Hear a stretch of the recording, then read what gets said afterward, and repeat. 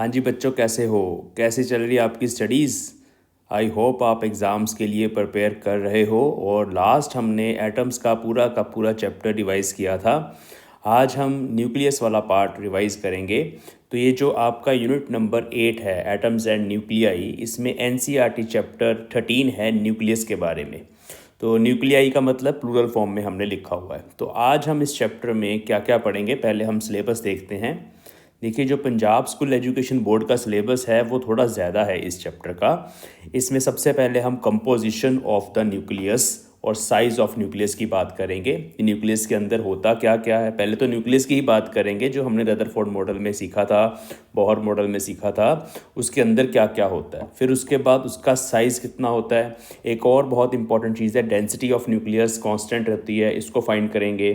फिर ये कुछ यूनिट्स होते हैं, एटॉमिक मासेस, कुछ कैटेगरीज़ हैं डिफरेंट टाइप्स ऑफ न्यूक्लियस की। ये बहुत इंपॉर्टेंट डेफिनेशंस हैं फॉर 1 मार्क क्वेश्चंस।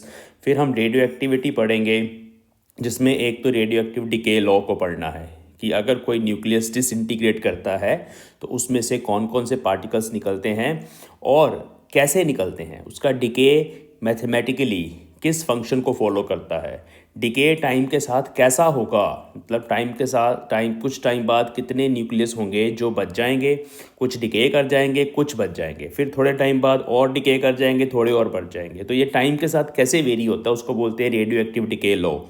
तो ये हम स्टडी करेंगे, ये पंजाब स्कूल एजुकेशन बोर्ड के लिए है सिर्फ। और इसके साथ साथ अल्फ़ा, बीटा और गामा, ये 3 तरह की पार्टिकल्स या रेज निकलते हैं न्यूक्लियस के अंदर से। तो इनकी प्रॉपर्टीज़ के बारे में भी क्वेश्चंस पूछे जा सकते हैं।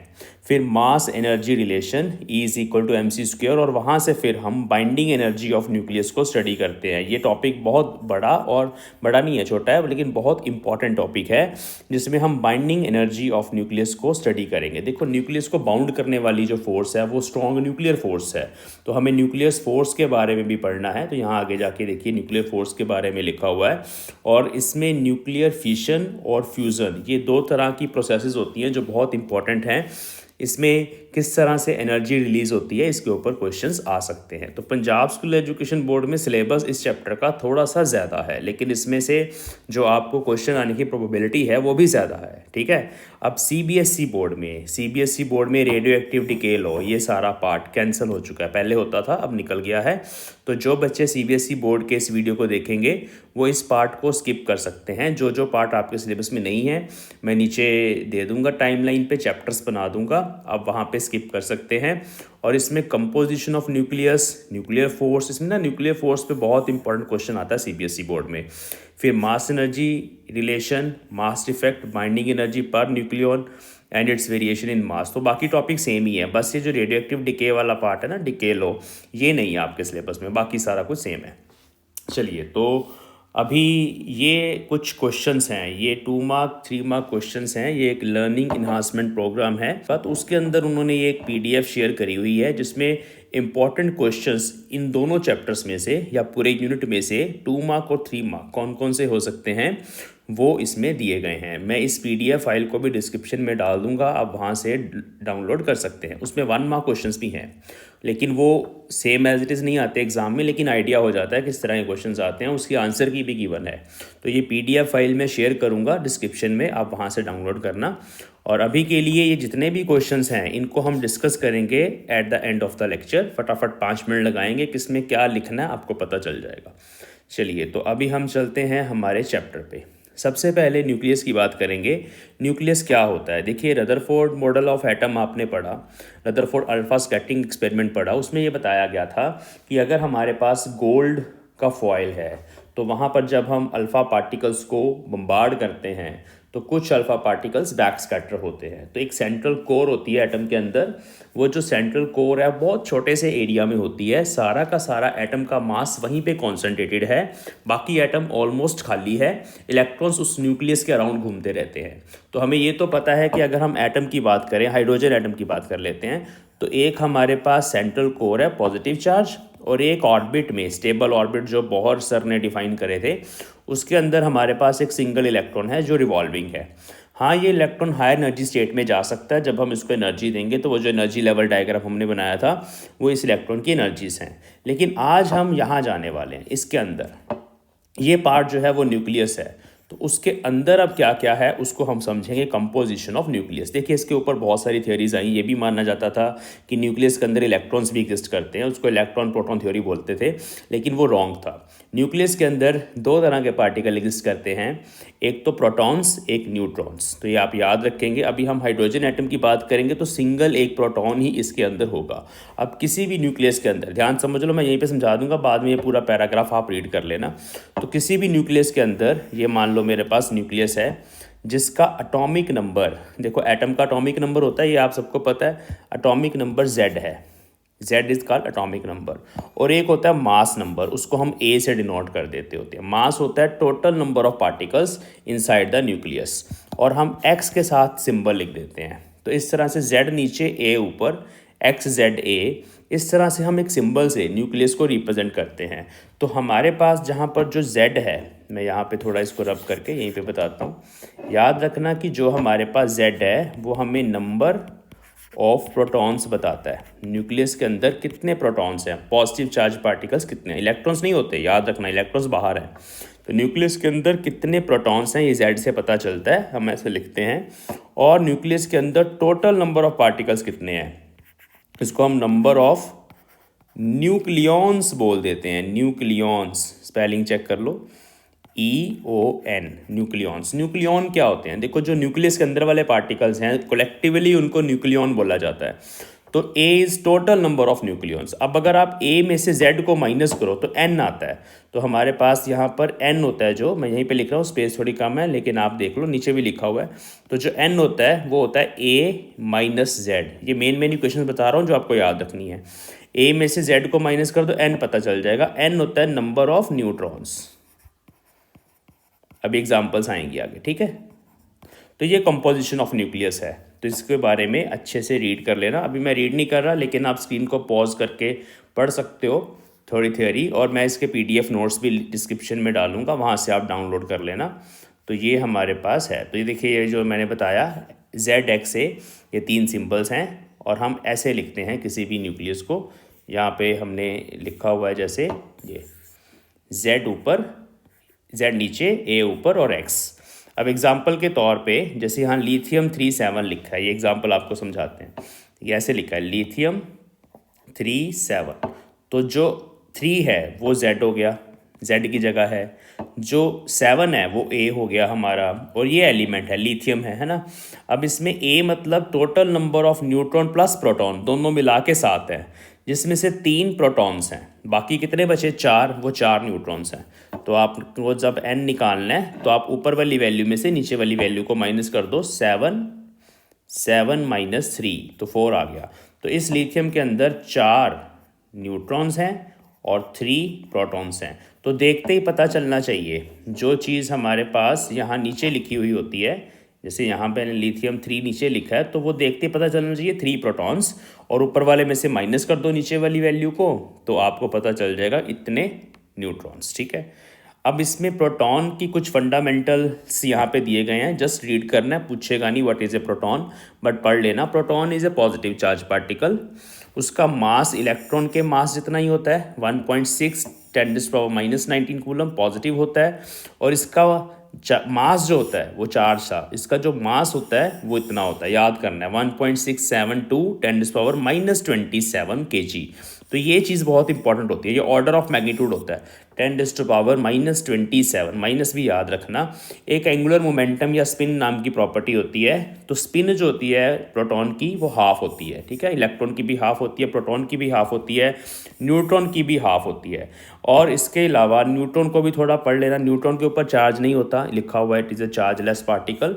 इसका मास ऑलमोस्ट देखो प्रोटॉन के मास जितना ही है, थोड़ा सा फ़र्क है, ये 2 डेसिमल प्लेसेस का फ़र्क है, वो थोड़ा सा डिफरेंस रहता है। और इसका भी जो स्पिन है वो हाफ है, और इसकी स्मॉल मैग्नेटिक मोमेंट भी होती है। तो मैग्नेटिक मोमेंट मैग्नेटिक फील्ड वाले चैप्टर में पढ़ाया जाता है, तो आपने सिंपली याद रखना है इसकी मैग्नेटिक मोमेंट होती है। मैग्नेटिक मोमेंट वैसे करंट कैरिंग लूप जो होती है हमारी, उसकी एक प्रॉपर्टी है करंट इनटू एरिया। अब हम साइज़ की बात करेंगे, न्यूक्लियस का साइज़ कितना है, इस पर डेंसिटी का क्वेश्चन आ जाता है। तो अब न्यूक्लियस का साइज़, आप सीधी सी बात है, आपके पास एक बॉडी है, स्फेरिकल बॉडी, इसके अंदर कुछ पार्टिकल्स हैं। अब जितने अंदर वाले पार्टिकल ज़्यादा हो जाएंगे, टोटल नंबर ऑफ न्यूक्लियॉन्स जितने आप बढ़ा दोगे उतना उसका वॉल्यूम बड़ा होना चाहिए, सीधा सा एक आइडिया है। तो volume of the nucleus is always directly proportional to A क्या है? ए है टोटल नंबर ऑफ न्यूक्लियॉन्स। मैं फिर से बता रहा हूँ, नंबर ऑफ न्यूक्लियॉन्स। न्यूक्लियॉन्स क्या होते हैं? न्यूक्लियॉन्स प्रोटॉन और न्यूट्रॉन दोनों को मिला के बोला जाता है, कलेक्टिवली जो उनका नाम है, कलेक्टिव नेम न्यूक्लियॉन्स, मतलब N+P। तो ए जितना बढ़ा दो, कितने पार्टिकल्स बढ़ा दोगे उतना वॉल्यूम बढ़ेगा, सीधी सी बात है। यहाँ से हम रेडियस निकाल लेते हैं न्यूक्लियस की, ये बहुत इंपॉर्टेंट है, पंजाब स्कूल एजुकेशन बोर्ड में रेडियस पूछी जाती है, मैं लिख रहा हूँ, बहुत इंपॉर्टेंट है। और CBSE वाले बच्चों के लिए रेडियाई के रेशो पे न्यूमेरिकल आ जाता है, तो अभी फॉर्मूला आपको समझ आ जाएगा। तो हमने वॉल्यूम को यहाँ पर बच्चे पुट कर देना है, ये हमारा वॉल्यूम है, इसको हमने 4/3 पाई आर क्यूब, स्फीयर का वॉल्यूम, स्फेरिकल शेप मानी है, वैसे पूरा स्फेरिकल नहीं होता, यहाँ पे कंसिडर करा है कि if it has R radius and is sphere of radius R, तो उस केस में यहाँ v को हम 4/3 पाई आर क्यूब पुट कर देंगे, आर क्यूब इधर रहेगा, 4 पाई नीचे चला जाएगा, R is directly proportional to, अब यहाँ से 3 उधर जाएगा तो पावर हो जाएगी 1/3। तो इस तरह से आप याद रखेंगे। तो यहाँ पे हमारे पास क्या रिजल्ट आ गया? R is directly proportional to 3a/4 pi raise to power 1/3। ठीक है, तो ये हमारे पास रिजल्ट है। This result is very important. इसमें ये जो कांस्टेंट टर्म है ना, इसको R0 बोल दिया जाता है, और जो हमारा R0 है बच्चे, उसको फर्मी कांस्टेंट, एम्पिरिकल कांस्टेंट है, ये हमारे पास एक कांस्टेंट है, जस्ट हम एम्पिरिकल का मतलब है डाटा से निकालते हैं इसकी वैल्यू, तो आपने बस वैल्यू याद रखनी है, ज़्यादा डिटेल में अभी नहीं जाएंगे। तो R0 की वैल्यू 1.2 फर्मी, 1.2 फर्मी कितना होता है, मैं रेड कलर से यहाँ पे हाईलाइट करता हूँ, इट इज़ 1.2 इंटू 10⁻⁻15 मीटर। ठीक है, ये मीटर है, तो ये हमारा R0 है, तो इस R0 को हम यहाँ पे यूज़ कर लेते हैं, फिक्स होता है। तो इस तरह से ये फॉर्मूला अब मैं जो यहाँ पे लिख रहा हूँ, R, इसको दिमाग में रखो, R is equal to R0 a⁻⁴ 1/3, this is radius of nucleus. Radius ये थ्योरेटिकल एस्टिमेशन है, और फिर हमने वहाँ पर निकाला था ना Rutherford alpha scattering experiment, gold की हमने न्यूक्लियस की रेडियस का एस्टिमेट किया था, तो वो वहाँ से कंपेयर किया जाता है। तो ये फॉर्मूला याद रखना है, R0 की वैल्यू डायरेक्टली 1.2 10⁻⁻15 मीटर, फर्मी में लिखना है तो 1.2 फर्मी। तो ये रेडियस ऑफ या साइज ऑफ न्यूक्लियस है।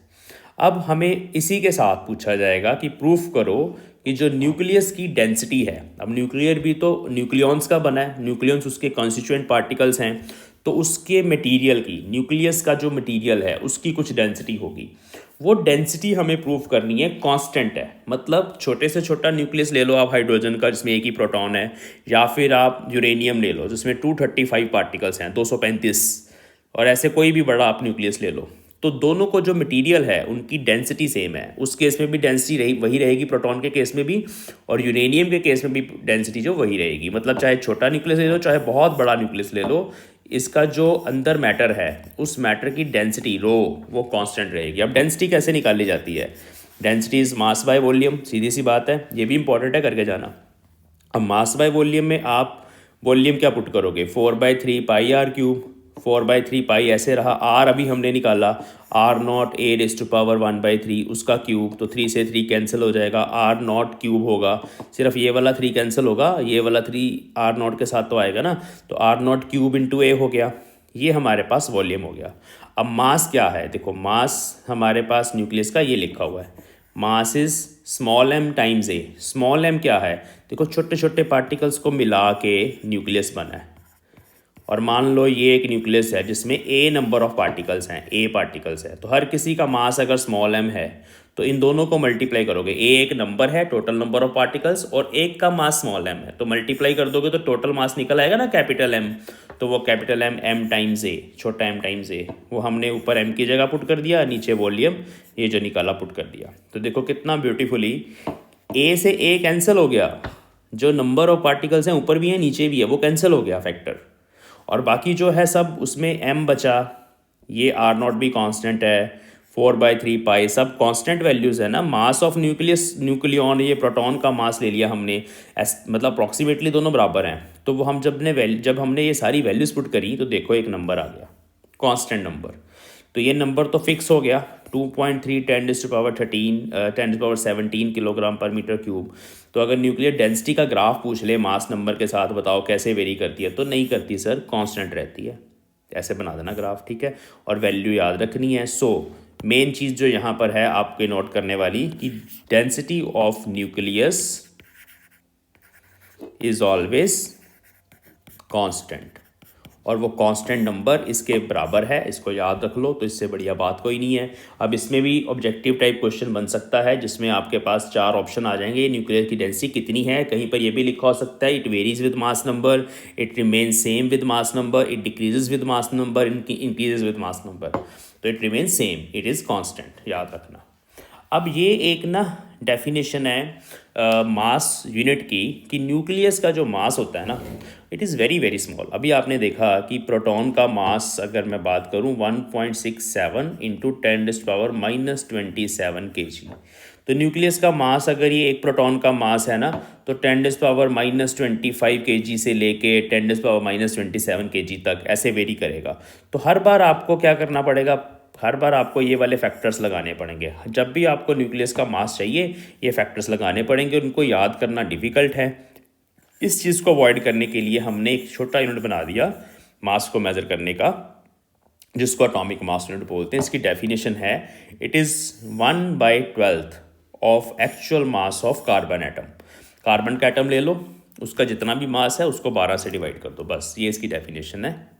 एक छोटा यूनिट बनाया हमने। अब हमारे पास इसकी वैल्यू कैलकुलेट करनी आ सकती है हमें, ये 2 मार्क क्वेश्चन में आ सकता है। तो हमें एटॉमिक मास यूनिट में जब कार्बन एटम, पहले एक कार्बन एटम का मास चाहिए आपको, फिर उसको आप 12 से डिवाइड करोगे, यही कहानी है ना। तो अब एक सिंगल कार्बन एटम तो बहुत छोटा सा एटम होता होगा, उसका मास कैसे निकालें भाई, कितना है। तो हमारे पास एवोगैड्रोस प्रिंसिपल है। एक होता है एवोगैड्रो नंबर, आपने पढ़ा हुआ है। वो क्या होता है कि अगर आपको मैं 12 ग्राम कार्बन दे दूं तो बता देगा कि इसमें इतने नंबर ऑफ पार्टिकल्स हैं। जो कार्बन है उसका एटॉमिक मास 12 ग्राम होता है, वो तो हम मेज़र कर सकते हैं। 12 ग्राम मतलब 12 ग्राम कार्बन ले लो, उसके अंदर इतने पार्टिकल्स होते हैं, ये एवोगैड्रो नंबर है, याद रख लो इसको। 12 ग्राम कार्बन तो आप हाथ में ले सकते हो, चम्मच के ऊपर ले सकते हो, तो उसमें इतने एटम्स हो गए कार्बन के, ये एवोगैड्रो प्रिंसिपल है, बहुत इंपॉर्टेंट है। तो ये इतने नंबर ऑफ पार्टिकल्स का मास 12 ग्राम है, इतने एटम्स का। तो एक एटम का मास फिर कैसे निकालोगे, इसको नीचे ले जाओ 12 के, तो ये आंसर आ गया। ये एक एटम का मास है, हमें चाहिए 1/12 of mass of carbon atom, इसको हम फिर 12 से डिवाइड कर देंगे। तो ये जो फैक्टर आया उसको वापस आप 12 से डिवाइड कर देंगे, 1/12 कर देंगे, तो you will get this number.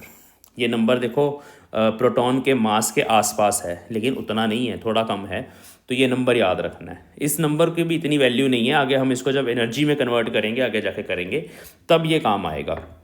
लेकिन अब अगर आपके पास इलेक्ट्रॉन का मास AMU में पूछा जाए, वैसे इलेक्ट्रॉन का मास कितना होता है किलोग्राम में, किलोग्राम एक यूनिट है ना, तो उसमें 9.1 10⁻31 kg होता है इलेक्ट्रॉन का मास। लेकिन AMU में यही मास हो जाता है 0.005 AMU। तो अब आप देखो कि आपको वो जो पावर्स है वो याद नहीं करनी पड़ेंगी, और प्रोटॉन का मास तो आप याद रख सकते हो 1.0073, और न्यूट्रॉन का मास भी आप याद रख सकते हो 1.0086 इन AMU। तो ये स्मॉल मासेस को मेज़र करने के लिए एक यूनिट है विच इज़ कॉल्ड AMU। अब एनर्जी को भी मेज़र करना पड़ेगा हमें आगे जाके, न्यूक्लियस की, और न्यूक्लियस के अंदर जितने भी पार्टिकल्स हैं उनकी एनर्जी, एक बाइंडिंग एनर्जी होती है, वो एनर्जी जो इनको बाउंड करके रखती है सारे प्रोटॉन न्यूट्रॉन्स को, उसको हम मेज़र करते हैं इलेक्ट्रॉन वोल्ट्स में या मेगा इलेक्ट्रॉन वोल्ट्स में। तो एक और यूनिट है एनर्जी का छोटा यूनिट, ये भी आपको समझना है। तो ये बहुत आसान है। ये क्या होता है, ये होता है energy acquired by electron when it is accelerated bye potential difference of 1 volt. मतलब अगर आपके पास एक इस तरह का स्ट्रक्चर है, ये मेरे पास यहाँ पर एक प्लेट्स हैं, 2 प्लेट्स हैं, एक पॉजिटिव प्लेट है, शीट है, और एक नेगेटिव शीट है, और इनके बीच में जो पोटेंशियल डिफरेंस है ना वो 1 वोल्ट है। 1 वोल्ट आप समझते हो, मैं आपने इलेक्ट्रोस्टैटिक्स पढ़ा है। तो इसमें अगर एक इलेक्ट्रॉन है, उस इलेक्ट्रॉन को जैसे ही मैंने यहाँ पे रखा, इलेक्ट्रॉन है भाई इलेक्ट्रॉन, तो जैसे ही यहाँ रखा तो ये भागेगा ना पॉजिटिव शीट की तरफ, सीधी सी बात है, इलेक्ट्रॉन नेगेटिव चार्ज पार्टिकल है, पॉजिटिव की तरफ भागेगा। तो कितनी एनर्जी एक्वायर करेगा, कितनी किनेटिक एनर्जी एक्वायर करेगा, अगर हम उसको 1 वोल्ट पोटेंशियल डिफरेंस में रखें, उसके पास कुछ किनेटिक एनर्जी आएगी, भागेगा, कितनी तेज़ भागेगा, वो है 1 इलेक्ट्रॉन वोल्ट एनर्जी, सीधी सीधी डेफिनेशन है। तो इसको आप सॉल्व, इसकी वैल्यू कैसे निकाल दी जाती है, देखो एनर्जी का फॉर्मूला वर्क के फॉर्मूले से आता है, W is equal to charge time potential difference. तो चार्ज हम यहाँ पे इलेक्ट्रॉन का चार्ज पुट कर देते हैं और पोटेंशियल डिफरेंस हमारे पास 1 वोल्ट है, तो वो बस जस्ट पुट कर दो और ये जाउल में आ जाएगा। तो ये जाउल में है। अब इसको हम mega electron volt, kilo electron volt में कन्वर्ट करते हैं। वो हम कैसे करते हैं, यहाँ पे करा हुआ है, ये जाउल में है। अब आइंस्टाइन की इक्वेशन यहाँ पे हमारे काम आएगी, ये रिलेशन ड्राइव करनी पड़ेगी। आगे लिखा हुआ है एनर्जी मास रिलेशन, तो आपको बोला जाएगा calculate 1 AMU mass in terms of energy MeV, तो वो आपको करना है। ये जो हमारी जाउल की एनर्जी है ये 1 इलेक्ट्रॉन वोल्ट आ गई, ठीक है। तो 1 इलेक्ट्रॉन वोल्ट इतने जाउल होता है, पहले ये याद रखेंगे। अब 1 किलो इलेक्ट्रॉन वोल्ट तो आपको पता है 10⁻³ इलेक्ट्रॉन वोल्ट होता होगा। तो हम मास के साथ इसकी रिलेशन निकालने वाले हैं, बहुत इंपॉर्टेंट है ये। तो E is equal to mc² आपके सिलेबस में है एनर्जी मास रिलेशन, आगे फिर से पढ़ेंगे जब बाइंडिंग एनर्जी करेंगे। तो यहाँ पर आपको मास को एनर्जी में कन्वर्ट करना है। तो ये फॉर्मूला ये बता रहा है कि एनर्जी मास को अगर आप c² से मल्टीप्लाई कर दो तो एनर्जी निकल आएगी। तो 1 AMU मास को कितनी एनर्जी देगा ये हमें बताना है। तो हम मास को पुट कर देंगे 1 AMU, जो इतने किलो है अभी हमने पीछे लिखा था, और c क्या होता है, वेलोसिटी ऑफ लाइट, ये है 3 × 10⁸ मीटर पर सेकेंड, उसका स्क्वायर करेंगे। तो ये सॉल्व करके जाउल में कुछ एनर्जी आई है, लेकिन हमें इसको इलेक्ट्रॉन वोल्ट में लेके जाना है। तो क्या करेंगे, अभी हमने ये सीखा कि 1 इलेक्ट्रॉन वोल्ट 1.6 10⁻⁻19 जाउल है। तो ये जाउल में है, तो उसको इलेक्ट्रॉन वोल्ट में लेके जाना है। तो 1 जाउल कितना होगा, 1 इलेक्ट्रॉन वोल्ट कितना होगा, तो 1 जाउल कितना होगा, 1 जाउल 1/1.6 × 10⁻⁻19 इलेक्ट्रॉन वोल्ट है, ठीक है। तो ये 1 जाउल की वैल्यू है। तो यहाँ पे जहाँ पे जाउल था वहाँ पे हमने 1/, देखो 1 ऊपर लग गया, बाय नीचे लग गया, ये सारा फैक्टर वो हमने पुट कर दिया, ठीक है। तो जब आप इसको डिवाइड कर देंगे, याद रखना है इस फैक्टर से डिवाइड कर देंगे तो इलेक्ट्रॉन वोल्ट में आ जाएगा। सॉल्व करने पर ये रिजल्ट बहुत इंपॉर्टेंट है, आगे न्यूमेरिकल्स में काम आएगा। तो 1 AMU इज़ 931.5 भी होता है अगर और प्रिसाइज करें तो मेगा इलेक्ट्रॉन वोल्ट, लेकिन हम न्यूमेरिकल्स में सीधा 931 मेगा इलेक्ट्रॉन वोल्ट ले लेते हैं। तो ये जो है यहाँ पर relation between AMU and MeV, ये अच्छे से करके जाना, ठीक है। आगे चलते हैं। अब कुछ 1 मार्क क्वेश्चंस के लिए कुछ डेफिनेशंस। आइसोटॉप्स, आइसो का मतलब होता है सेम, टॉप्स का मतलब होता है same atomic number but different mass number. यहाँ देखो एग्जांपल देखो, लिथियम ले लिया आपने, लिथियम का एटॉमिक नंबर 3 है, लेकिन ऊपर 7 भी आ सकता है, 6 भी आ सकता है। ये दोनों आइसोटॉप्स हैं लिथियम के। जब ऊपर वाली इंडेक्स डिफरेंट हो, मतलब पार्टिकल्स जो हैं, मास नंबर जो है वो डिफरेंट है, तो डिफरेंट मास नंबर के जो एलिमेंट्स होते हैं जिनका एटॉमिक नंबर सेम हो, उनको आइसोटॉप्स बोला जाता है, ठीक है। ऐसे ही हमारे पास एक और एग्जांपल है 1H1 1H2 1H3। ये क्या है, ये हाइड्रोजन के आइसोटॉप्स हैं, जिसमें प्रोटियम, ड्यूटीरियम या ड्यूट्रॉन भी बोलते हैं। प्रोटियम प्रोटॉन ही है वैसे, इसको ड्यूट्रॉन भी बोलते हैं, और ये ट्रिटियम है। तो ये जस्ट आपने एग्जांपल देनी है। अब याद रखना एग्जांपल में ऐसा क्वेश्चन आ जाता है एग्जाम में, वहाँ पर कुछ एलिमेंट्स दिए होते हैं और बोला जाता है इसमें से आइसोटॉप वाला पेयर कौन सा है, तो निकालना पड़ेगा।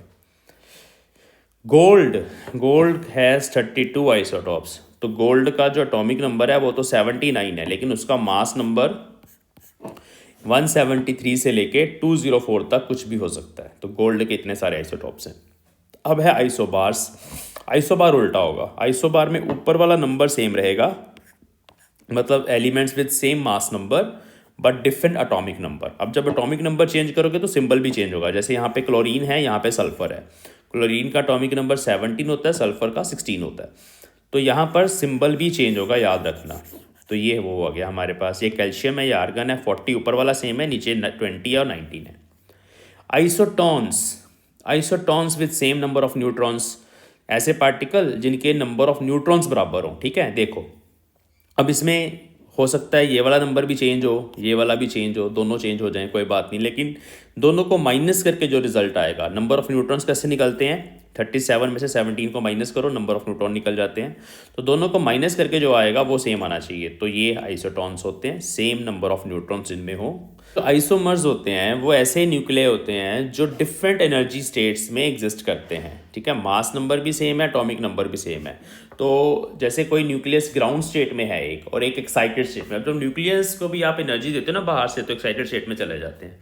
तो इस तरह के न्यूक्लियस को आइसोमर्स बोला जाता है, उनके पास एक हायर एनर्जी स्टेट होती है। एटॉमिक नंबर इसमें सेम रहेगा, मास नंबर भी सेम रहेगा, देखने से नहीं पता चलेगा कि कौन सा डिफरेंट, सेम ही होता है बट एनर्जी स्टेट डिफरेंट होती है, तो दे आर कॉल्ड आइसोमर्स। तो ये सारे चारों की चारों डेफिनेशंस एक बार नोट्स में से अच्छे से रिवाइज कर लो, नोट्स मैंने डिस्क्रिप्शन में डाले हुए हैं, वहाँ से डाउनलोड कर लो। आगे चलते हैं। अब न्यूक्लियर फोर्सेस के ऊपर डायरेक्ट क्वेश्चन आता है एग्ज़ाम में, दोनों ही बोर्ड्स में आता है, सीबीएसई में भी आता है, पंजाब स्कूल एजुकेशन बोर्ड में भी आता है। तो न्यूक्लियर फोर्सेस की पहले प्रॉपर्टीज़ बतानी है, क्या होती है न्यूक्लियर फोर्सेस, पहले थोड़ा समझ लो। देखो जो न्यूक्लियस उसका साइज़ बहुत छोटा है, 10⁻⁻15 मीटर। उसके अंदर क्या है, न्यूक्लियस के अंदर दो तरह के पार्टिकल्स हैं, न्यूट्रॉन्स, प्रोटॉन्स। प्रोटॉन्स तो आपको पता है ना, पॉजिटिव चार्ज पार्टिकल्स हैं, तो वो तो एक दूसरे को रिपेल कर रहे होंगे बहुत ज़्यादा फोर्स के साथ, जो इलेक्ट्रोस्टैटिक फोर्स है वो लग रही है इनके अंदर। न्यूट्रॉन्स जो हैं दे आर न्यूट्रल, बट उनके अंदर भी कुछ कॉन्स्टिट्यूएंट पार्टिकल्स होते हैं जिन पे चार्ज होता है, बट ओवरऑल एक न्यूट्रॉन जो है वो न्यूट्रल है। तो यहाँ पर इन प्रोटॉन्स और न्यूट्रॉन्स को बांधने के लिए, इतने छोटे वॉल्यूम के अंदर बांधने के लिए कौन सी फोर्स है, वो होती है स्ट्रॉन्ग न्यूक्लियर फोर्स। डिफरेंट तरह की फोर्स है, 4 फोर्सेज होती हैं फंडामेंटल, उसमें से एक फोर्स है ये। तो पहले आपने प्रॉपर्टीज़ बतानी है। प्रॉपर्टीज़ में पहले आप बता दोगे कि भाई इसमें ये सबसे स्ट्रॉन्गेस्ट है, पहला पॉइंट। ये ना एक रेशो लिखी गई है कि अगर ग्रेविटेशनल फोर्स को 1 मान लें तो इलेक्ट्रोस्टैटिक फोर्स उसका 3⁻36 टाइम्स होगी, और न्यूक्लियर 1 का 10⁻38 टाइम्स होगी। पहली प्रॉपर्टी बहुत स्ट्रॉन्ग है। They are short range forces and effective up to very small distance 2 to 3 fermi. तो they are acting inside the nucleus, nucleus का अपना ही साइज ही बहुत छोटा है, तो hence they are called short range की फोर्सेज हैं ये। They are charge independent, charge पे डिपेंड नहीं करती है, मतलब चाहे न्यूट्रॉन न्यूट्रॉन पेयर ले लो, चाहे न्यूट्रॉन प्रोटॉन ले लो, चाहे प्रोटॉन प्रोटॉन ले लो, ये सेम लगेगी सब में। न्यूट्रॉन एक न्यूट्रॉन को भी उतनी फोर्स ही अट्रैक्ट करेगा, एक न्यूट्रॉन उतने प्रोटॉन को भी सेम फोर्स ही अट्रैक्ट करेगा। जो स्ट्रॉन्ग न्यूक्लियर फोर्स है वो सेम है।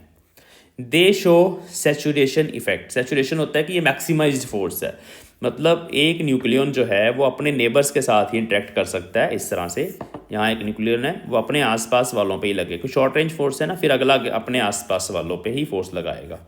तो they are very short range, hence they are interacting, nucleus interacting only with their neighbours, अपने आसपास वाले न्यूक्लियस पे ही फोर्स लगाएगा। तो इस तरह से अगले अगले अगले वाले बनते चले जाते हैं। तो ये हमारे पास होती है saturated force. They are non central, अब जैसे ग्रेविटेशन फोर्स है वो सेंटर टू सेंटर आप एक ऐसे लाइन लगा दो, उसमें लगेगी Gm1m2/r²। लेकिन न्यूक्लियर फोर्स के बारे में ऐसा कोई एविडेंस नहीं है कि क्या वो न्यूक्लियन के सेंटर टू सेंटर एक्ट करती है या कैसी है। तो they are non central. They are attractive up to, हाँ ये बड़ा इंपॉर्टेंट है। अब देखो फोर्स दो तरह की हो सकती है, अट्रैक्टिव या रिपल्सिव। अब जैसे ग्रेविटेशनल फोर्स है, इट इज़ ऑलवेज अट्रैक्टिव, अभी तक जो हमें पता चला है इट इज़ ऑलवेज अट्रैक्टिव। जो इलेक्ट्रोस्टैटिक फोर्स है वो सेम चार्जेस के लिए रिपल्सिव हो जाती है, ऑपोजिट चार्जेस के लिए अट्रैक्टिव होती है, वो एक दूसरे की तरफ भागते हैं। लेकिन ये वाली जो फोर्स है ये एक ही फोर्स है, ये कुछ डिस्टेंस तक अट्रैक्टिव रहती है, उसके बाद रिपल्सिव होती है। जैसे यहाँ पर पार्टिकल्स हैं, अट्रैक्ट करेंगे, जैसे जैसे आप पास लेके आओगे रिपेल करना, सेम पार्टिकल्स नहीं चेंज कर रहे हैं, यहाँ पे डिस्टेंस को चेंज कर रहे हैं। तो डिस्टेंस को कम करने से ये रिपल्सिव बन जाती है, पहले अट्रैक्टिव है बाद में रिपल्सिव बन जाती है जब आप पास लेके आते हो। तो इस चीज़ को ना इस ग्राफ से समझाया जाता है। न्यूक्लियर फोर्सेस में ही आपको ये पोटेंशियल एनर्जी कर्व के बारे में भी पूछा जा सकता है। ये सीबीएसई वालों के लिए तो डायरेक्ट आता है क्वेश्चन। पीएसईबी वाले जो बच्चे हैं वो जब न्यूक्लियर फोर्सेस के बारे में पूछा जाएगा तो ये ग्राफ भी साथ में बना के आना है। तो ये ग्राफ बहुत सिंपल है, ये बोला जाता है इसको पोटेंशियल एनर्जी कर्व। तो इधर पोटेंशियल एनर्जी लेके चलना आपने, देखो potential energy mega electron volt में, और इस साइड पर आर है, यहाँ आर लिखा नहीं हुआ, मिसिंग है तो मैं लिख देता हूँ। R is the distance between two nucleons, और जैसे दो न्यूक्लियस बना दिए मैंने, उनके बीच में डिस्टेंस आर है। अब इनके बीच में जब भी फोर्स लगेगी ना तो पोटेंशियल एनर्जी तो होगी। तो आपने ग्राफ में से क्या क्या बताना है, देखो जब पोटेंशियल एनर्जी पॉजिटिव होती है, जहाँ तक ये पॉजिटिव है, तब फोर्स होती है रिपल्सिव, इसमें रिपल्सिव पार्ट है, रिपेल करेंगे दोनों पार्टिकल, मतलब इनको पास ले आओगे, और अगर ये डिस्टेंस आर नोट से छोटा हुआ तो फिर ये रिपेल करेगी। और उसके बाद आर नोट के बाद जहाँ पोटेंशियल एनर्जी नेगेटिव हो गई है, तब ये फोर्स जो है वो अट्रैक्टिव हो जाती है। तो फोर्स अट्रैक्टिव है। बस यही इसमें लिखा हुआ और कुछ नहीं। मतलब ये जो रेड वाला पार्ट है जिसमें ये सारा नेगेटिव वैल्यूज़ है सारी, यहाँ पे ज़ीरो है हमारा, नीचे ये सारी नेगेटिव वैल्यूज़ है, ऊपर पॉजिटिव वैल्यूज़ है पोटेंशियल एनर्जी की। तो इस पार्ट में, रेड वाले पार्ट में, यहाँ से लेके यहाँ तक डिस्टेंस, मतलब आप दूर लेके जाओगे जब पार्टिकल्स को, आर बढ़ाओगे तो ये अट्रैक्ट करेगी फोर्स दोनों को। तो यही मेन है, एक बार पढ़ लेते हैं। तो for the distance greater than r naught nuclear force is attractive. It rapidly decreases with further increase in distance and becomes very small at a distance of 4 Fermi। तो 4 Fermi के आसपास कहता है बहुत स्मॉल हो जाती है, पोटेंशियल एनर्जी जीरो के पास चली गई है। For distance less than r naught the nuclear force is repulsive. मैंने बता दिया ये आर नॉट लेस के लिए रिपल्सिव होती है, रिपेल करना शुरू कर देते हैं particle. The negative potential energy signifies that the nuclear force is attractive. तो यहाँ पर जहाँ जहाँ वो नेगेटिव है वहाँ वहाँ अट्रैक्टिव है। चलो बस इतना सा आपने पोटेंशियल एनर्जी कर्व को भी न्यूक्लियर फोर्स के टॉपिक के साथ ही पढ़ा के आना है। इतना जितना मैंने यहाँ पे लिखा है इतना लिखा होगा, पूरे मार्क्स आएंगे। चलिए अब है रेडियो एक्टिविटी। तो रेडियो एक्टिविटी का टॉपिक मैं लास्ट में पढ़ाऊंगा क्योंकि ये PSEB वाले जो बच्चे हैं उनके लिए ज़्यादा इंपॉर्टेंट है। इसको मैं अभी के लिए स्किप कर रहा हूँ, थोड़ा सा बता रहा हूँ क्योंकि CBSE वालों को भी ये पता होना चाहिए कि अगर हमारे पास एक ऐसा न्यूक्लियस है, अनस्टेबल न्यूक्लियस, अनस्टेबल क्यों होता है? उनकी एनर्जी जो होती है अंदर जो न्यूक्लियस हैं वो कुछ ज़्यादा होती है, तो वो अनस्टेबल होता है। तो वो जब डिके करता है, डिके करने का मतलब है जब वो ग्राउंड स्टेट में आता है। ऐसे बहुत सारे न्यूक्लिय हमारे पास नेचर में हैं जो अनस्टेबल हैं, रेडॉन है, यूरेनियम है, कोबाल्ट है, सीशियम है, बहुत सारे हैं। तो उनमें से उन अनस्टेबल न्यूक्लियाई में से क्या होता है, कुछ रेज निकलती हैं, अल्फ़ा रेज, अल्फ़ा पार्टिकल्स भी बोल सकते हैं, बीटा रेज, बीटा पार्टिकल्स। अब अल्फ़ा पार्टिकल्स हमने रदरफोर्ड मॉडल में भी पढ़े थे। अल्फ़ा पार्टिकल कुछ नहीं है, हीलियम के न्यूक्लियस हैं। हीलियम के न्यूक्लियस मतलब पॉजिटिव चार्ज पार्टिकल्स होते हैं। हीलियम का न्यूक्लियस होता है 2He4, उसमें 2 प्रोटॉन होते हैं, 2 न्यूट्रॉन होते हैं, तो वो अल्फ़ा पार्टिकल्स भी निकलते हैं इसमें से। बीटा पार्टिकल्स 3 तरह के होते हैं, यहाँ थोड़ा मैं बताऊँगा क्योंकि ये सबको पता होना चाहिए। इलेक्ट्रॉन, पॉजिट्रॉन और एक इलेक्ट्रॉन कैप्चर, वो डिके तीसरे टाइप का। पार्टिकल 2 तरह के होते हैं, इलेक्ट्रॉन और पॉजिट्रॉन। तो ये बीटा पार्टिकल्स हैं, बेसिकली इलेक्ट्रॉन ही है और उसका एंटी पार्टिकल है। और एक इसमें से निकलती हैं गामा रेज, गामा रेज। तो गामा रेज क्या है? फोटॉन्स हैं।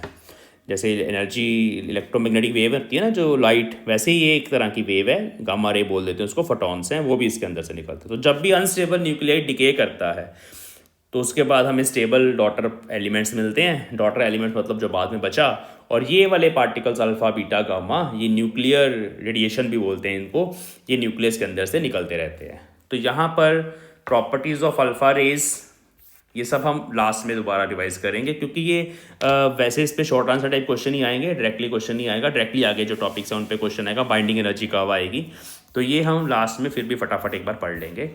ये है, फिर अल्फ़ा डिके भी करेंगे लास्ट में कि अल्फ़ा डिके कैसे होता है, बीटा डिके कैसे होता है, ये इस लेक्चर के लास्ट में। अगर CBSE वाले बच्चे भी इंटरेस्टेड हैं तो लास्ट में चले जाना। और ये डिपेंड भी नहीं करता हमारे अगले टॉपिक्स पे, सो इसलिए आई एम स्किपिंग इट।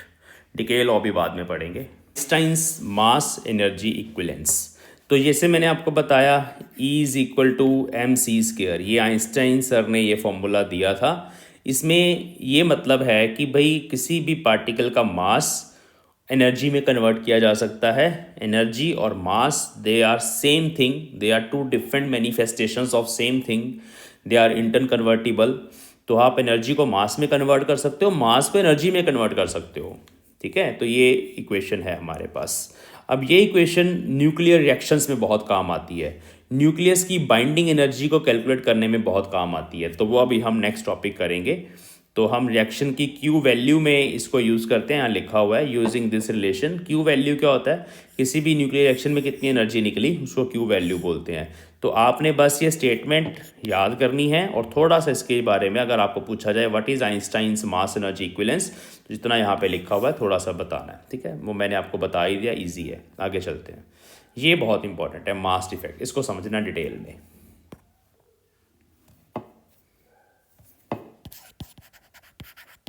देखो न्यूक्लियस जो है उसके अंदर न्यूक्लियॉन्स हैं। अगर मैं अलग अलग करके न्यूक्लियॉन्स का मास कैलकुलेट करूं, ये मैंने 6 न्यूक्लियॉन्स ले लिए किसी न्यूक्लियस के अंदर से, 7 ले लेते हैं, 7 ले लिए। जिसमें हमारा लिथियम है ये, ठीक है, मान लो ये 3 लिथियम 7 है, तो 7 न्यूक्लियॉन्स हैं टोटल, जिसमें से ये ग्रीन वाले जो हैं वो हमारे 3 प्रोटॉन्स हैं और 4 जो हैं वो हमारे न्यूट्रॉन्स हैं। ये 4 लिख दिया मैंने, n लिखना था, 4 हमारे न्यूट्रॉन्स हैं, ठीक है। अब अगर मैं इन सारे न्यूक्लियॉन्स का मास ऐड कर दूं, क्योंकि मुझे प्रोटॉन का मास पता, अभी मैंने पीछे देखा था कितना था, 1.0078 AMU, और न्यूट्रॉन का मास 1.0086 AMU। ये प्रोटॉन का मास है, ये न्यूट्रॉन का मास है। तो मैं क्या करूं, मैं इस प्रोटॉन के मास को अगर 3 से मल्टीप्लाई कर दूं और न्यूट्रॉन के मास को 4 से मल्टीप्लाई कर दूं, मतलब मैं सबके अलग अलग मासेस को ऐड कर दूं और बाद में इनको ऐड कर दूं, तो मेरे पास कुछ मास आएगा। उसको हम बोलते हैं मास ऑफ न्यूक्लियॉन्स, अलग अलग न्यूक्लियॉन्स का मास, ठीक है। कुछ आएगा, कुछ आंसर आएगा ना, ये आ गया। अब मैं लिथियम का पूरा न्यूक्लियस उठा लूँ और उसका मास कैलकुलेट करूँ एक्सपेरिमेंटली, अगर हम ऐसा करें तो वो मास जो है उसको हम m बोल देते हैं, मास ऑफ न्यूक्लियस। एक न्यूक्लियस है पूरा, मतलब हमने इन सारे न्यूट्रॉन प्रोटॉन्स को मिला के ये चीज़ बना दी, ये बना दिया मैंने, ठीक है। इसके अंदर वही सारे 7 अलग अलग पार्टिकल्स हैं। तो अब ये जो मास आएगा ये मास ऑफ न्यूक्लियस है, इसको हम कैपिटल M बोल देते हैं। एक M न्यूक्लियंस है और एक M है। तो हमने ये देखा कि सारे न्यूक्लियाई के लिए अगर हम ऐसा करें तो we get different values, same answer नहीं आएगा। मतलब जब वो अलग अलग पड़े हैं तब कुछ मास डिफरेंट आता है, जब मिला दो तो मास कुछ और हो जाता है। होता क्या है, उनको मिलाने से मास डिक्रीज हो जाता है, मास डिक्रीज हो जाता है। अलग अलग पार्टिकल्स का मास कुछ आएगा, मिला के जब पूरा न्यूक्लियस बना, हम नहीं बना रहे, न्यूक्लियस तो नेचर ने बनाया है, तो जब हमने उस न्यूक्लियस का मास कैलकुलेट करा तो वो डिफरेंट है। तो ये जो डिफरेंस है दोनों मासेस में उसको बोलते हैं मास डिफेक्ट। और ये मास कहाँ गया, तो आइंस्टाइन सर की रिलेशन के अकॉर्डिंग ये मास किसी एनर्जी में कन्वर्ट हुआ है, और वो एनर्जी कौन सी है, वो न्यूक्लियस की बाइंडिंग एनर्जी है, जिसने उसको बांध के रखा है। तो ये बिल्कुल यहाँ पर मैच करती हैं चीज़ें, ठीक है। तो ये कहानी है, अब हमको पढ़ लेते हैं एग्जाम के लिए। So the difference between rest mass of nucleus, कहता है न्यूक्लियस का मास ले लो, एंड न्यूक्लियस का मास ले लो, and the sum of rest masses of its constituent nucleons is called mass defect. बता दिया मैंने। So when a nucleus is formed from its nucleons then it has been observed that the mass of nucleus formed is less than, मैंने बताया ना nucleus का मास कम है। ये बिल्कुल वैसे है, अगर मान लो आपके पास 10 लड्डू पड़े हुए हैं, वो लड्डू आपने प्लेट में रखे, हर किसी का मास आपने अलग अलग कैलकुलेट करा, वेट करा उसको, और कुछ आंसर आया। अब आपने सारे लड्डुओं को उठाया और मिला के जोड़ जोड़ के एक बड़ा लड्डू बना दिया। अब होना तो ये चाहिए कि उस बड़े लड्डू का मास भी उसके बराबर ही आएगा जो सारे लड्डुओं का मास था, लेकिन ऐसा नहीं होता न्यूक्लियस के केस में। लड्डू के केस में तो ऐसा ही होगा, जस्ट ये एक एनालॉजी है समझने के लिए। तो न्यूक्लियस के केस में वो जो कुछ मास है वो चेंज हो जाता है बाइंडिंग एनर्जी में, तो ओवरऑल मास डिक्रीज हो जाता है। लड्डुओं के केस में आप ऐसे समझो कि जब आपने उनको ऐसे पकड़ के जोड़ जोड़ के एक बड़ा लड्डू बनाया, तो कुछ उसमें से जो पार्ट है लड्डुओं का, जो मटेरियल है वो गिर गया, तो बाद में जो मास आया वो कम आया, ठीक है। तो ये जो डिफरेंस है उसको मास डिफेक्ट बोलते हैं। तो पहले समझ लो, इसमें न्यूमेरिकल भी आता है, बड़ा आसान होता है वो न्यूमेरिकल, जस्ट डाटा में वैल्यूज पुट करनी होती हैं। चलो, तो hence according to Einstein relation some mass is converted into binding energy of nucleus. The amount of converted mass is mass defect. तो ये है। अब हम मास डिफेक्ट का फॉर्मूला लिखेंगे। तो ये आपके सामने है फॉर्मूला, जो बहुत आसान है, जो मैंने अभी आपको बताया ये वही है। देखो, ये हमारा न्यूक्लियस है, ठीक है, इसमें Z प्रोटॉन्स हैं और इसमें A-Z न्यूट्रॉन्स हैं, A-Z न्यूट्रॉन्स हैं, बताया ना अभी मैंने। अब एक प्रोटॉन का मास कितना होता है, MP बोल देते हैं, mass of proton is MP, M into P, P नहीं, इंटू नहीं है, MP, M के पैर में P है। तो हम Z से जब MP को मल्टीप्लाई करेंगे तो वो सारे प्रोटॉन्स का मास बन जाएगा, और A-Z से Mn को मल्टीप्लाई करेंगे, एक न्यूट्रॉन का मास है वो, तो सारे न्यूट्रॉन्स का मास बन जाएगा। तो ये जो ब्रैकेट के अंदर यहाँ पर आपको ये चीज़ नज़र आ रही है, जो कि है Z m p plus A minus Z m N, ये बन गया मास ऑफ न्यूक्लियॉन्स, अकेले अकेले लड्डू का मास, माइनस मास ऑफ न्यूक्लियस, ये मास इफेक्ट बन गया डेल्टा एम। अब यहीं से फिर बाइंडिंग एनर्जी निकलेगी। जैसे मैंने अभी बताया कि मास ही जो होता है, जो मास डिफेक्ट है, उसी के कारण बाइंडिंग एनर्जी होती है। तो अगर मैं इस डेल्टा एम को सी स्क्वायर से मल्टीप्लाई कर दूं, डेल्टा एम सी स्क्वायर, तो वो बाइंडिंग एनर्जी होती है। इसकी डेफिनेशन ये एग्जाम में भी आ सकती है। So it is the energy required to break a nucleus. अब वो जो बाइंडिंग एनर्जी, उतनी ही आप बाहर से एनर्जी दोगे तो न्यूक्लियर आपका टूटेगा। तो it is energy required to break a nucleus into its constituent nucleons. तो ये डेल्टा ई बी से डिनोट करते हैं, जो डेल्टा एम सी स्क्वायर है। तो मैंने ऊपर वाले फॉर्मूले को सी स्क्वायर से मल्टीप्लाई करा, हमारा बाइंडिंग एनर्जी आ गया। अब इसमें जो सी स्क्वायर है उसका जब आप पुट करोगे तो जाउल में आंसर आएगा। फिर आप जब उसको मेगा इलेक्ट्रॉन वोल्ट में कन्वर्ट करोगे तो वो वही बनता है। तो अगर हमारे ये एटॉमिक मासेस यूनिट्स में हमारे पास सारे मासेस गिवन है ना, तो डेल्टा ई बी जो होगा वो उसका सीधा फॉर्मूला बता देता हूँ, न्यूमेरिकल में भी काम आएगा। ये सेम ऊपर वाला फॉर्मूला ही है, बट आप उसको 931.5 से मल्टीप्लाई कर देंगे। तो ये formula Z m p plus A minus Z m n minus mass of nucleus, ये सारा फॉर्मूला, इसको आप जब 931.5 MeV से मल्टीप्लाई करोगे तो डायरेक्टली आपको binding energy mega electron volts में मिल जाएगी। तो ये फॉर्मूला आपको याद रखना है, ठीक है। न्यूमेरिकल में ना आपको बाइंडिंग एनर्जी कैलकुलेट करने के लिए बोलेंगे। प्रोटॉन का मास दिया होगा, न्यूट्रॉन का मास दिया होगा, यहाँ मल्टीप्लिकेशन है, ये मल्टीप्लिकेशन है, ठीक है। तो दोनों मास दिए होंगे, न्यूक्लियस का मास भी दिया होगा। तो वो सारा कुछ इसमें पुट करके फॉर्मूले में, वहाँ से आप बाइंडिंग एनर्जी निकाल सकते हो, ठीक है। चलिए आगे चलते हैं। अगर बाइंडिंग एनर्जी को आप टोटल नंबर ऑफ न्यूक्लियॉन से डिवाइड कर दो, जो आपने अभी बाइंडिंग एनर्जी ऊपर कैलकुलेट करी, उसको हम नंबर ऑफ न्यूक्लियॉन्स मतलब कैपिटल ए से ही डिवाइड कर दें, डेल्टा ई बी को, तो वो बन जाता है बाइंडिंग एनर्जी पर न्यूक्लियॉन। ये उसी के साथ डेफिनेशन याद रखना, ये एवरेज एनर्जी पता चल जाती है हमें, ठीक है। तो इस पर न्यूमेरिकल भी करेंगे। सो हमें बाइंडिंग एनर्जी बताती क्या है? हमें बाइंडिंग एनर्जी बताती है स्टेबिलिटी के बारे में, कि कोई न्यूक्लियस कितना स्टेबल है। So the value of binding energy per nucleon determines the stability of nucleus. Stability मतलब कि क्या वो डिके करके अल्फा बीटा गामा, जैसे मैंने बताया, वो रेडिएशन छोड़ेगा या नहीं छोड़ेगा, कम कितनी प्रोबेबिलिटी है। तो जितनी बाइंडिंग एनर्जी पर न्यूक्लियन ज़्यादा है, जैसे आयरन की सबसे ज़्यादा होती है, अभी हम पूरा ग्राफ स्टडी करेंगे, ये ग्राफ एग्जाम में बनाने के लिए भी आएगा आपको। तो उसमें जितनी ज़्यादा बाइंडिंग एनर्जी पर न्यूक्लियन होती है किसी न्यूक्लियस की, उतना वो स्टेबल होता है, जैसे आयरन फॉर एग्जांपल। तो अब ये कर्व, बाइंडिंग एनर्जी कर्व के बारे में हमें लिखना पड़ेगा एग्जाम के अंदर।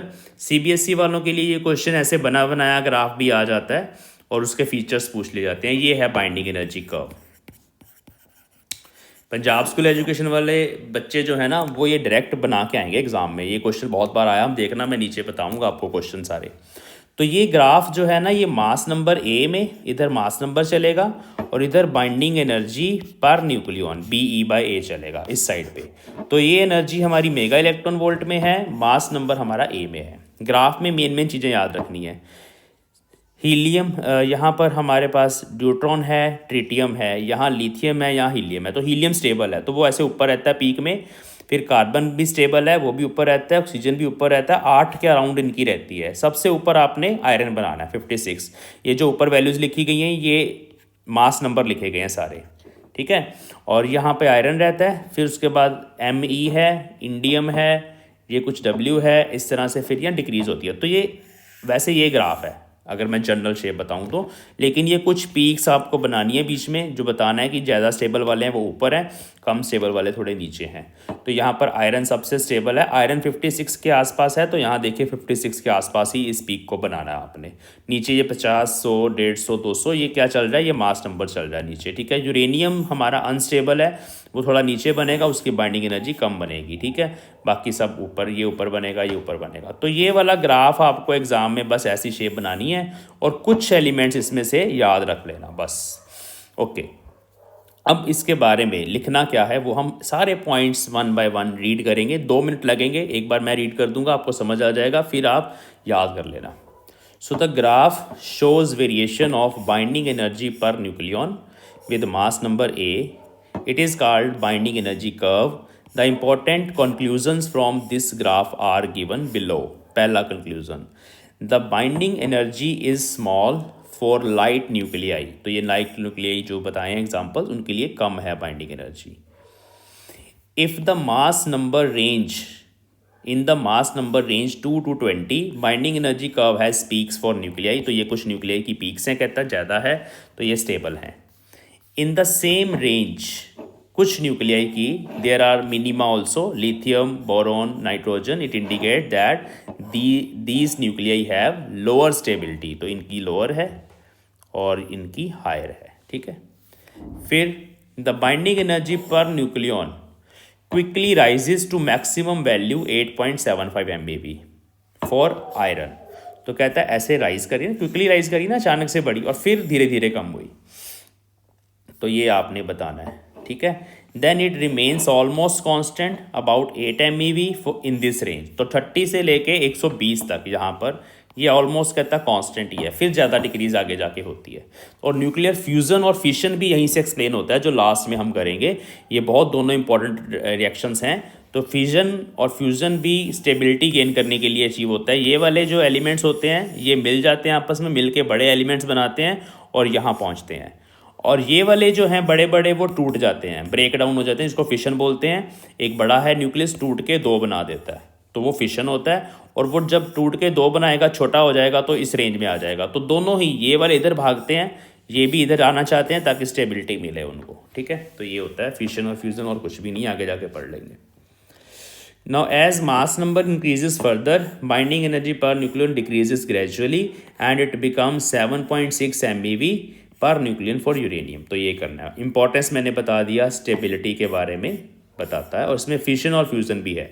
तो यही वो पैराग्राफ्स है जो मैं आपको बता रहा था अभी. सो फिशन क्या होता है पहले थोड़ा सुन लो. फिशन होता है ब्रेक होना, फ्यूज़न होता है मिलना. आपने सुना होगा ना कि वेस्टर्न और क्लासिकल डांस का फ्यूज़न कर दिया. फ्यूज़न मतलब मिला दिया दोनों को. ठीक है. तो न्यूक्लियर फ्यूज़न जो है उसमें छोटे छोटे न्यूक्लियाई मिल के एक बड़ा न्यूक्लियस बनाते हैं. ऐसे ये छोटे छोटे हैं, ये ऐड हो जाएंगे और एक बड़ा न्यूक्लियस बनेगा. इसको बोलते हैं फ्यूज़न. सन के अंदर यही रिएक्शन होती है, एनर्जी यही प्रोड्यूस कर रही है. ठीक है.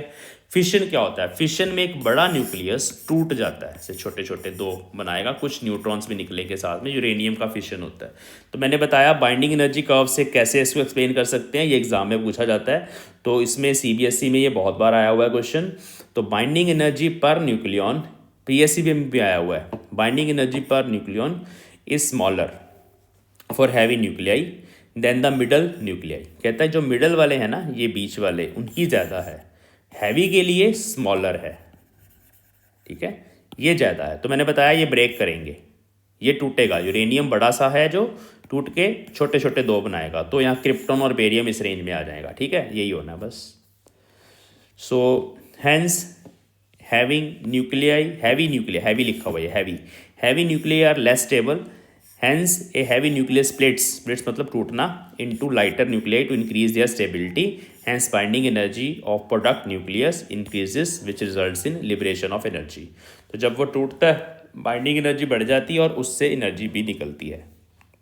Nuclear fusion from binding energy curve, binding energy per nucleon is small for light nuclei. Light मतलब छोटों के लिए भी छोटी है ये. Hence, there are less stable. Hence two light nuclei combine, ये कंबाइन करते हैं और कंबाइन करने के बाद ये एनर्जी गेन बाइंडिंग बीच में आ जाते हैं. और again binding energy of product nuclei increases which results in liberation of energy. तो ये है. हम नेक्स्ट टॉपिक है हमारा आर्टिफिशियल रेडियो एक्टिविटी. ये समझने के लिए इम्पॉर्टेंट है. बेसिकली हम न्यूक्लियर रिएक्शंस को यहाँ पे समझने वाले हैं. सो न्यूक्लियर रिएक्शंस कौन कौन सी होती हैं? जब भी हम करवाते हैं कोई रिएक्शन उसको आर्टिफिशियल बोल देते हैं, जिसमें हम दो छोटे छोटे न्यूक्लियस को ऐसे आपस में फ्यूज़ करवा के एक बड़ा न्यूक्लियस बना सकते हैं, या एनर्जी दे के किसी बड़ी न्यूक्लियस को हम तोड़ सकते हैं. ये तो हमने करवाया तो आर्टिफिशियल है. अगर बाय नेचर ही कोई रिएक्शन हो रही है जैसे फिशन और फ्यूजन, ये बाय नेचर होती है, हम नहीं करवाते, तो वो जो है वो आर्टिफिशियल नहीं होगा, वो नेचुरल रेडियो एक्टिविटी है. ठीक है. चलिए तो अभी इसके बारे में थोड़ा पढ़ लेते हैं. So phenomena of inducing radioactivity in certain stable nuclei by bombarding them with suitable high energy particles called artificial radioactivity. तो जैसे ये है हमारे पास एल्यूमिनियम है, एल्यूमिनियम में मैंने अल्फ़ा पार्टिकल, ये अल्फ़ा पार्टिकल है, याद हो गया अब तक, दोनों को मिला दिया मैंने, फॉस्फोरस बन गया और इधर न्यूट्रॉन आ गया। लेकिन यहाँ ध्यान रखना है कि इन दोनों को ऐड करके ये आना चाहिए और इन दोनों को ऐड करके इन दोनों का सम आना चाहिए, तो वो आ रहा है। तो ये अब हम कंजर्वेशन लॉस पढ़ेंगे कि न्यूक्लियर रिएक्शन होती क्या, जैसे केमिस्ट्री में आप पढ़ते हो ना कि इधर दोनों साइड मास चार्ज सेम रहना चाहिए, मास, वो सब चीज़ें, तो इसमें भी देखेंगे। ऐसे ही हमारे पास एक बड़ा न्यूक्लियस है फॉस्फोरस, ये टूट के सिलिकॉन और एक बीटा पार्टिकल, ये बीटा पार्टिकल है पॉजिट्रॉन और साथ में न्यूट्रिनो निकला। तो यहाँ पर भी देखो 15 है, यहाँ 14 और 1 15 हो गए, ऊपर 30 है तो 30 का 30 रहा, ठीक है। तो ये होती है आर्टिफिशियल रेडियो एक्टिविटी, सिंपल सी एक डेफिनेशन कर लेना।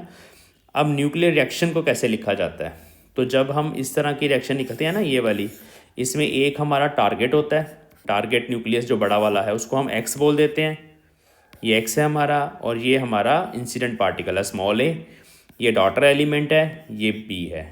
तो ये इस तरह से रिएक्शन हो जाती है, X plus A is equal to Y plus B, तो इसको न्यूक्लियर रिएक्शन बोल देते हैं। अब इसको लिखा कैसे जाता है, इसको ऐसे लिखा जाता है, ठीक है। ये देखो मैं यहाँ पे हाईलाइट करके दिखाता हूँ, ब्रैकेट में ए बी लिखा है, बाहर एक्स वाई लिखा है।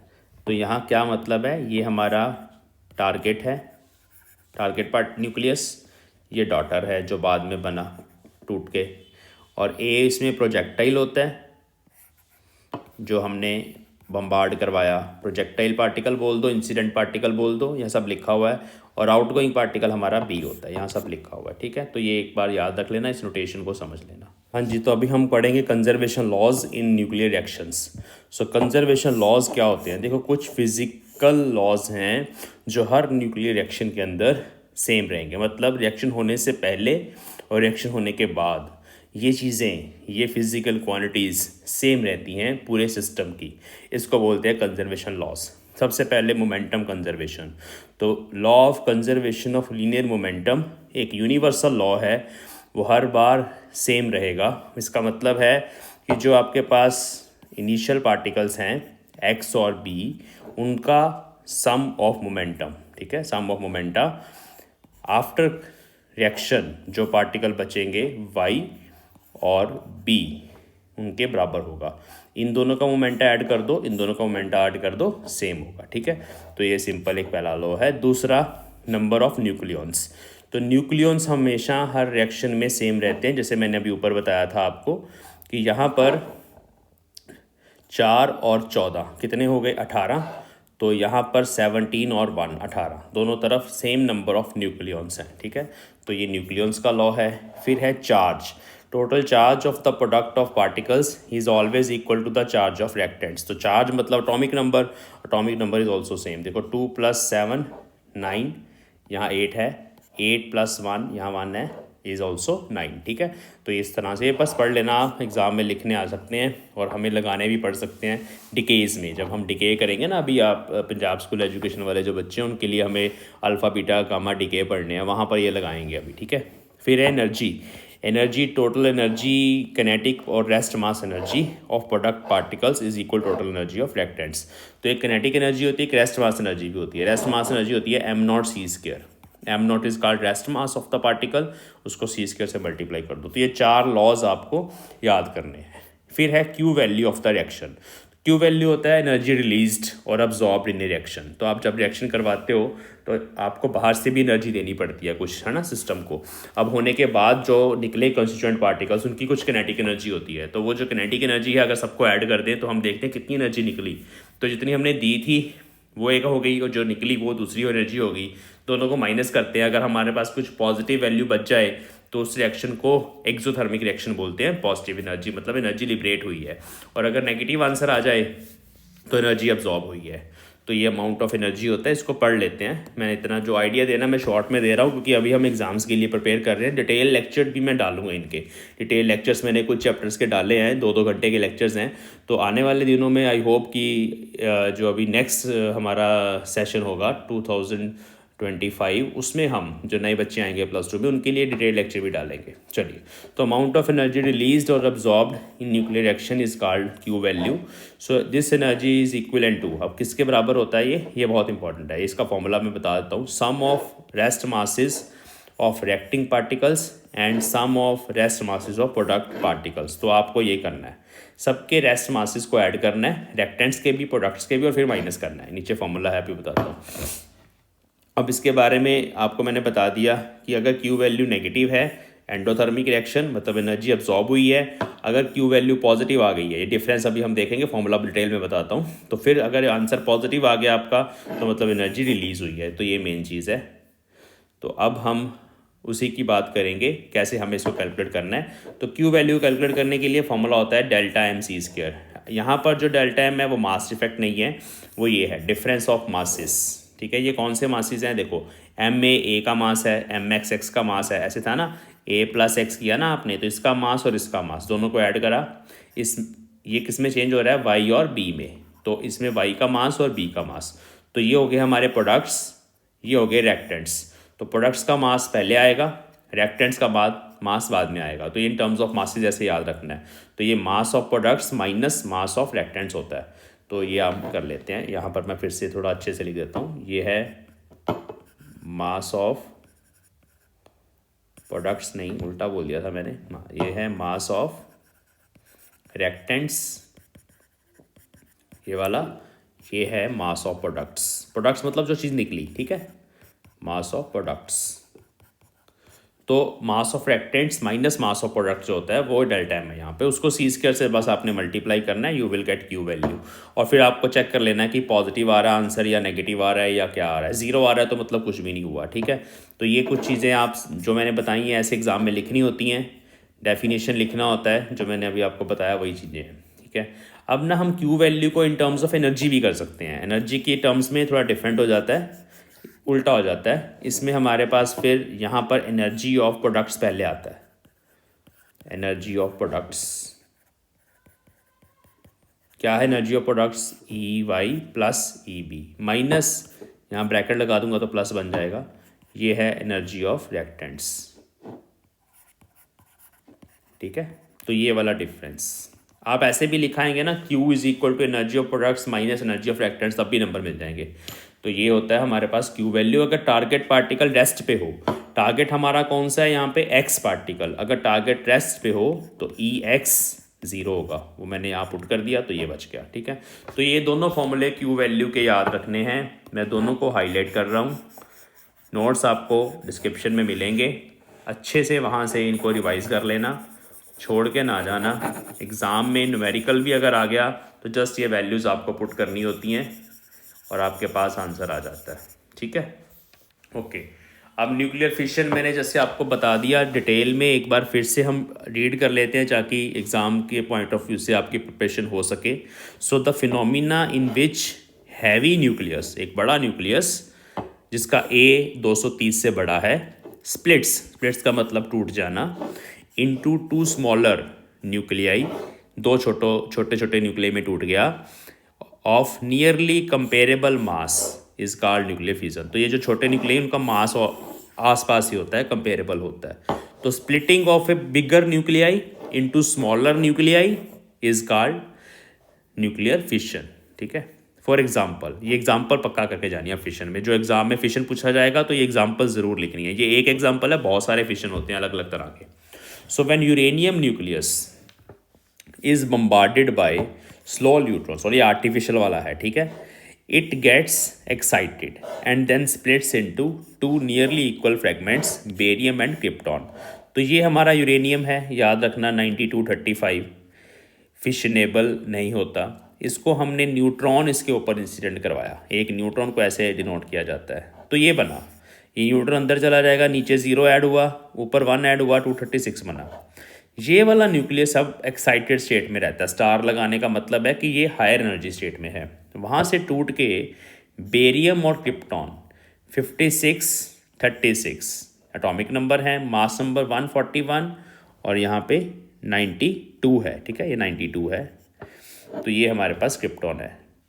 और फिर साथ में 3 न्यूट्रॉन्स भी निकलते हैं। आप जब करेंगे ना तो आपको पता चलेगा। अब तीनों को ऐड करो, 92, मैं यहाँ पे कलर चेंज करके करता हूँ, 141, 92 और 3 न्यूट्रॉन्स, ये ऐड करके देखो 236 आएगा। यहाँ 3 क्यों है? क्योंकि 3 तो यहाँ पे था, ठीक है, ये 3 है, और यहाँ पर ये कटिंग है, इसको मैं ठीक कर देता हूँ, ठीक है।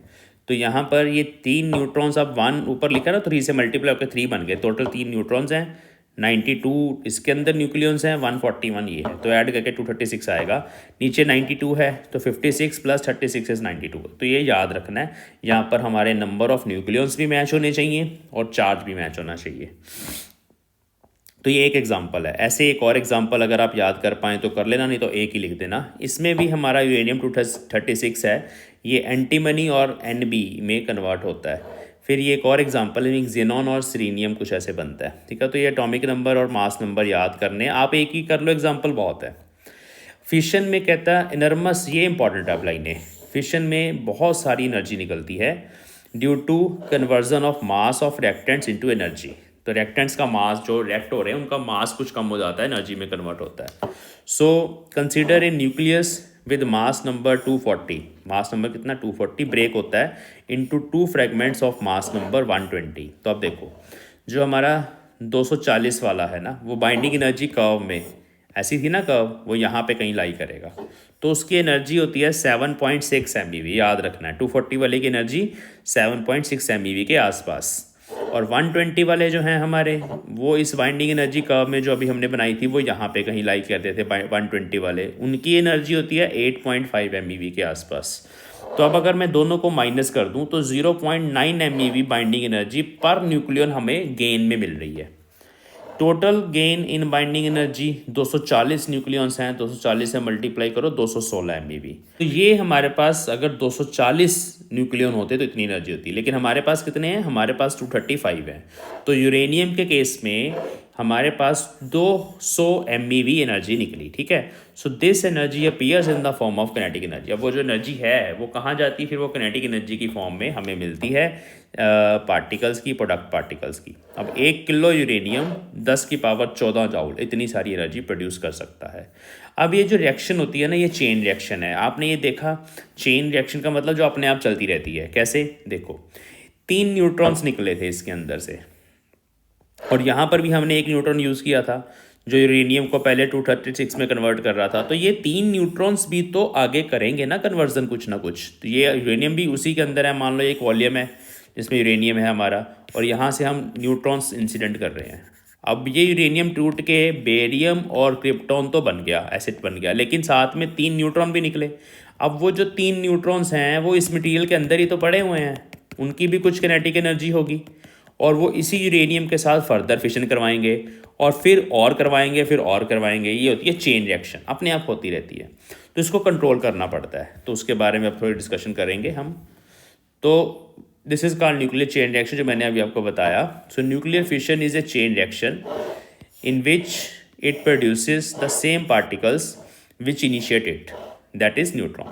When a single uranium nucleus is captured a neutron, मान लो एक सिंगल यूरेनियम उसने न्यूट्रॉन कैप्चर कर लिया, then 3 Scandi neutrons are produced along with fission products.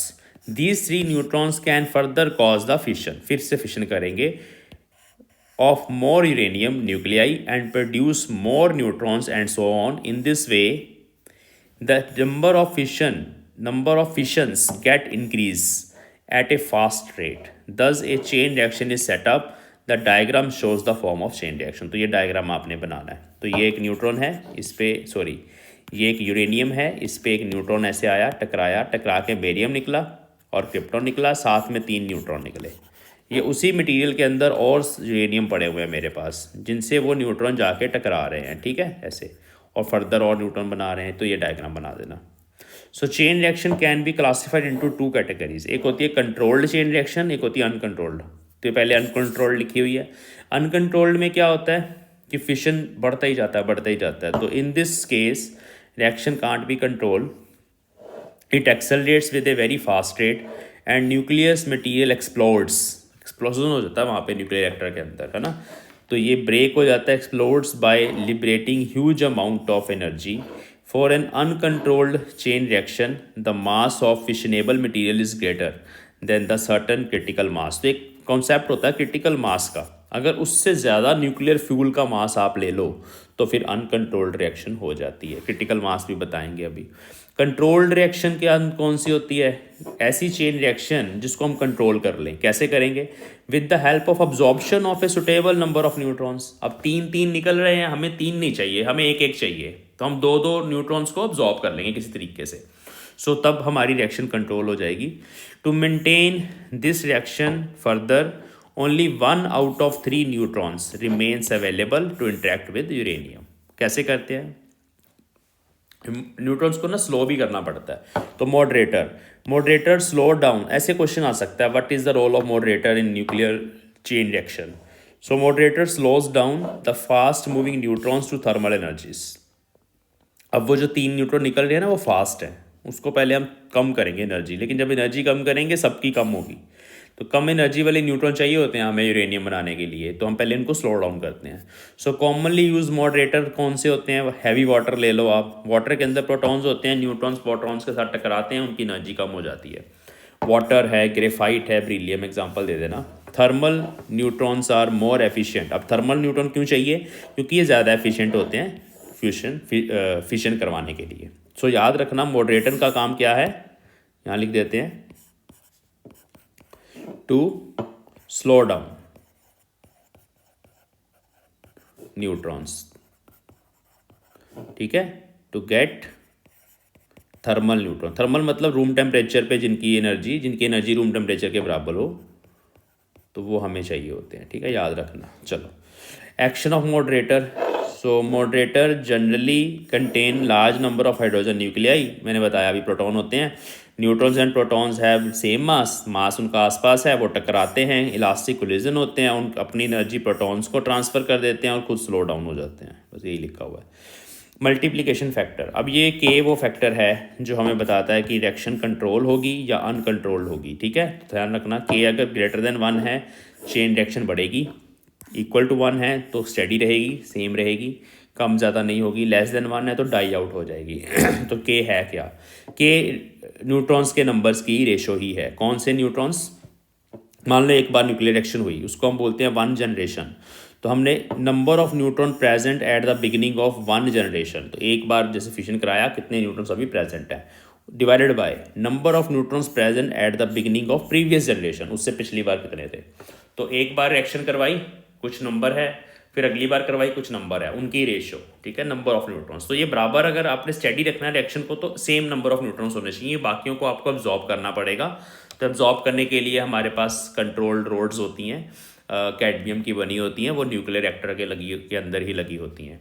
तो क्रिटिकल मास वो मास होता है फिशनेबल मटेरियल का जिसके कॉरस्पॉन्डिंग हमारा मल्टीप्लिकेशन फैक्टर के 1 हो। तो ये कुछ अब फिशन के बारे में जब पूछा जाएगा तो भाई साहब आपको ये सारा कुछ लिखना उसके अंदर, क्योंकि आपके सिलेबस में डायरेक्टली लिखा हुआ है what do you mean by nuclear fission लिखा है ना, तो ये सारे नोट्स उसमें आपको याद करके जाने हैं, लिख के आने हैं। इस पर 3 मार्क्स का क्वेश्चन आ सकता है।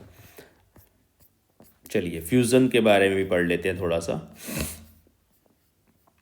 Nuclear fusion, the process in which 2 light, अब फ्यूज़न में उल्टा होता है, इसमें 2 लाइट न्यूक्लियाई आपस में कंबाइन करेंगे एट एक्सट्रीमली हाई टेम्परेचर और फिर एक सिंगल हैवियर न्यूक्लियस बनेगा, which this process is called nuclear fusion. For example 2 protons combine to form deuteron, ये 2 प्रोटॉन्स हैं 1h1 1h1 मिले, 1h2 बना ड्यूट्रॉन, साथ में ये कुछ पार्टिकल्स निकलते हैं, बीटा पार्टिकल है ये, पॉजिट्रॉन, न्यूट्रिनो है, साथ में कुछ एनर्जी निकलती है।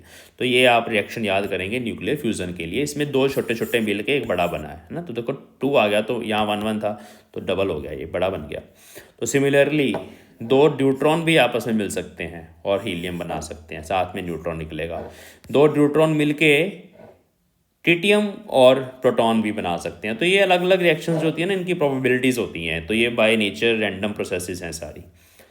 ये इंपॉर्टेंट है, जब आपने फ्यूज़न लिखना है तो फ्यूज़न में आपको ये बताना पड़ेगा कि फ्यूज़न करवाया कैसे जाता है, उसके लिए क्या सबसे ज़्यादा ज़रूरी है। तो सबसे ज़्यादा ज़रूरी है high temperature and high pressure, वो चीज़ें, ताकि वो न्यूक्लियर फोर्सेस को ओवरकम करके, जिसको ना ये दोनों न्यूक्लियस हैं, दोनों आपस में रिपेल करेंगे, पॉजिटिव पार्टिकल्स हैं, तो वो कूलम फोर्स को रिपेल करें, अपोज करें, अपोज करके फ्यूज़ हो जाएं और एक बड़ा न्यूक्लियस बन जाए। तो इसके लिए फिर बहुत ज़्यादा टेम्परेचर ताकि एनर्जी ज़्यादा हो, और प्रेशर भी बहुत ज़्यादा ताकि वो मिल जाए।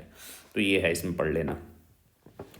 सो fusion takes place under the condition of extremely high temperature, extreme pressure and density. Density pressure से आएगी। The high temperature is necessary for light nuclear to have sufficient kinetic energy. Energy चाहिए so that they can overcome their mutual coulomb repulsion. Coulomb repulsion positive positive है ना, तो repel कर रहे हैं, उसको ओवरकम करना आपको। And come closer than the range of nuclear force, और फिर ऐसे होगा। दूसरा, हाई डेंसिटी और pressure increases the frequency of collision of light nuclei and hence increase the rate of fusion. तो टेम्परेचर भी हाई चाहिए और प्रेशर भी हाई चाहिए। अब सन पे या स्टार्स पे जो सोर्स ऑफ एनर्जी है वो हमारा फ्यूज़न है। तो fusion as a source of energy in sun and stars. तो यहाँ फ्यूज़न प्रोसेस होती है, ये आपको बताना है। तो इसमें ना मैं समझा देता हूँ, आप रीड कर लेना। प्रोटॉन प्रोटॉन साइकिल एक होता है। देखो, इसमें प्रोटॉन्स मिले, न्यूट्रॉन बना, फिर प्रोटॉन और न्यूट्रॉन आपस में एक प्रोटॉन और एक न्यूट्रॉन मिले, हीलियम बना, फिर दो हीलियम मिले, एक हीलियम बना। हर बार कुछ और पार्टिकल्स भी एक्स्ट्रा निकल रहे हैं। जैसे यहाँ पर देखो ना, टोटल 6 होना चाहिए ऊपर, 3 + 3 6 होता है ना, यहाँ 4 है। हीलियम बना, स्टेबल होता है हीलियम, साथ में फिर 2 प्रोटॉन अलग अलग हैं। तो ये प्रोटॉन प्रोटॉन साइकिल है। ये थर्मो न्यूक्लियर रिएक्शन भी बोलते हैं इसको। ये सन के अंदर होती है। तो पहले ये रिएक्शन होती है, फिर 4 हीलियम 4 प्रोटॉन मिलके भी इस तरह से हीलियम बनाते हैं। ये दूसरे तरीका है रिएक्शन को लिखने का। एक होता है नाइट्रोजन कार्बन नाइट्रोजन साइकिल। इसमें कार्बन पहले नाइट्रोजन बनाता है प्रोटॉन के साथ मिलके। ये रिएक्शन याद करनी पड़ेगी। वैसे ज़्यादा इंपॉर्टेंट नहीं है, आप थोड़ा सा कर लेना ओवरव्यू सा, ताकि अगर आ जाए तो कुछ लिख के आ सकें आप, ठीक है। और फिर जो हमारा नाइट्रोजन है वो फिर से कार्बन में कन्वर्ट होता है बाय रिलीजिंग ए पॉजिट्रॉन। ये E+ जो है पॉजिट्रॉन होता है। तो कार्बन और नाइट्रोजन साइकिल ये कुछ है, रिएक्शंस ये पढ़ लेना। मैं थोड़ा आगे चल रहा हूँ।